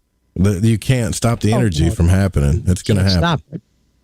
Yeah, so they're trying to hold on for as long as they possibly can. And that's why it feels like it's taking so long for everything to actually move on and people to actually do wake up, because it feels like, you're surrounded by freaking zombies. And yet, as you get about and turn off all your phone and your TVs and your radios and stuff like that and talk to real people, you find out that there's actually a lot of good people out there.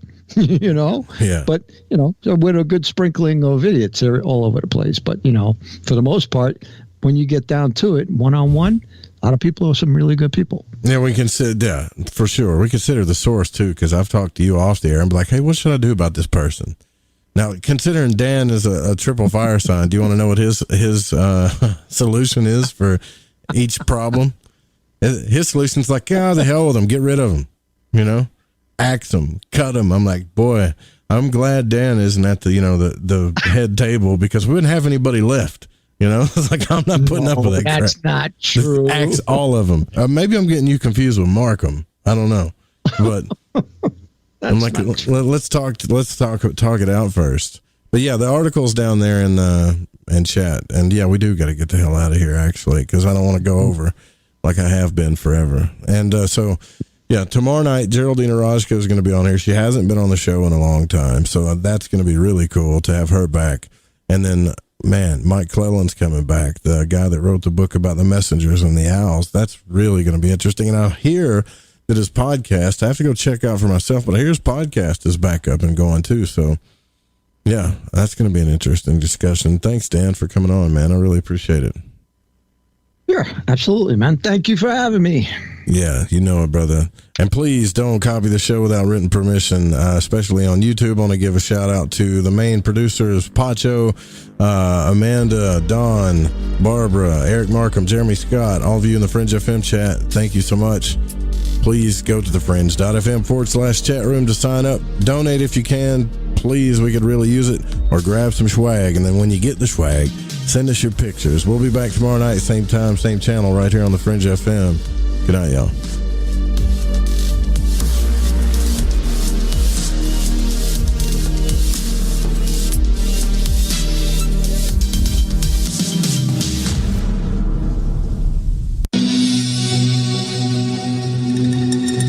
The views and opinions expressed on this program do not necessarily reflect those of the Fringe FM, KTLK Digital Broadcasting, its sponsors, affiliates, or staff. Listener discretion is advised.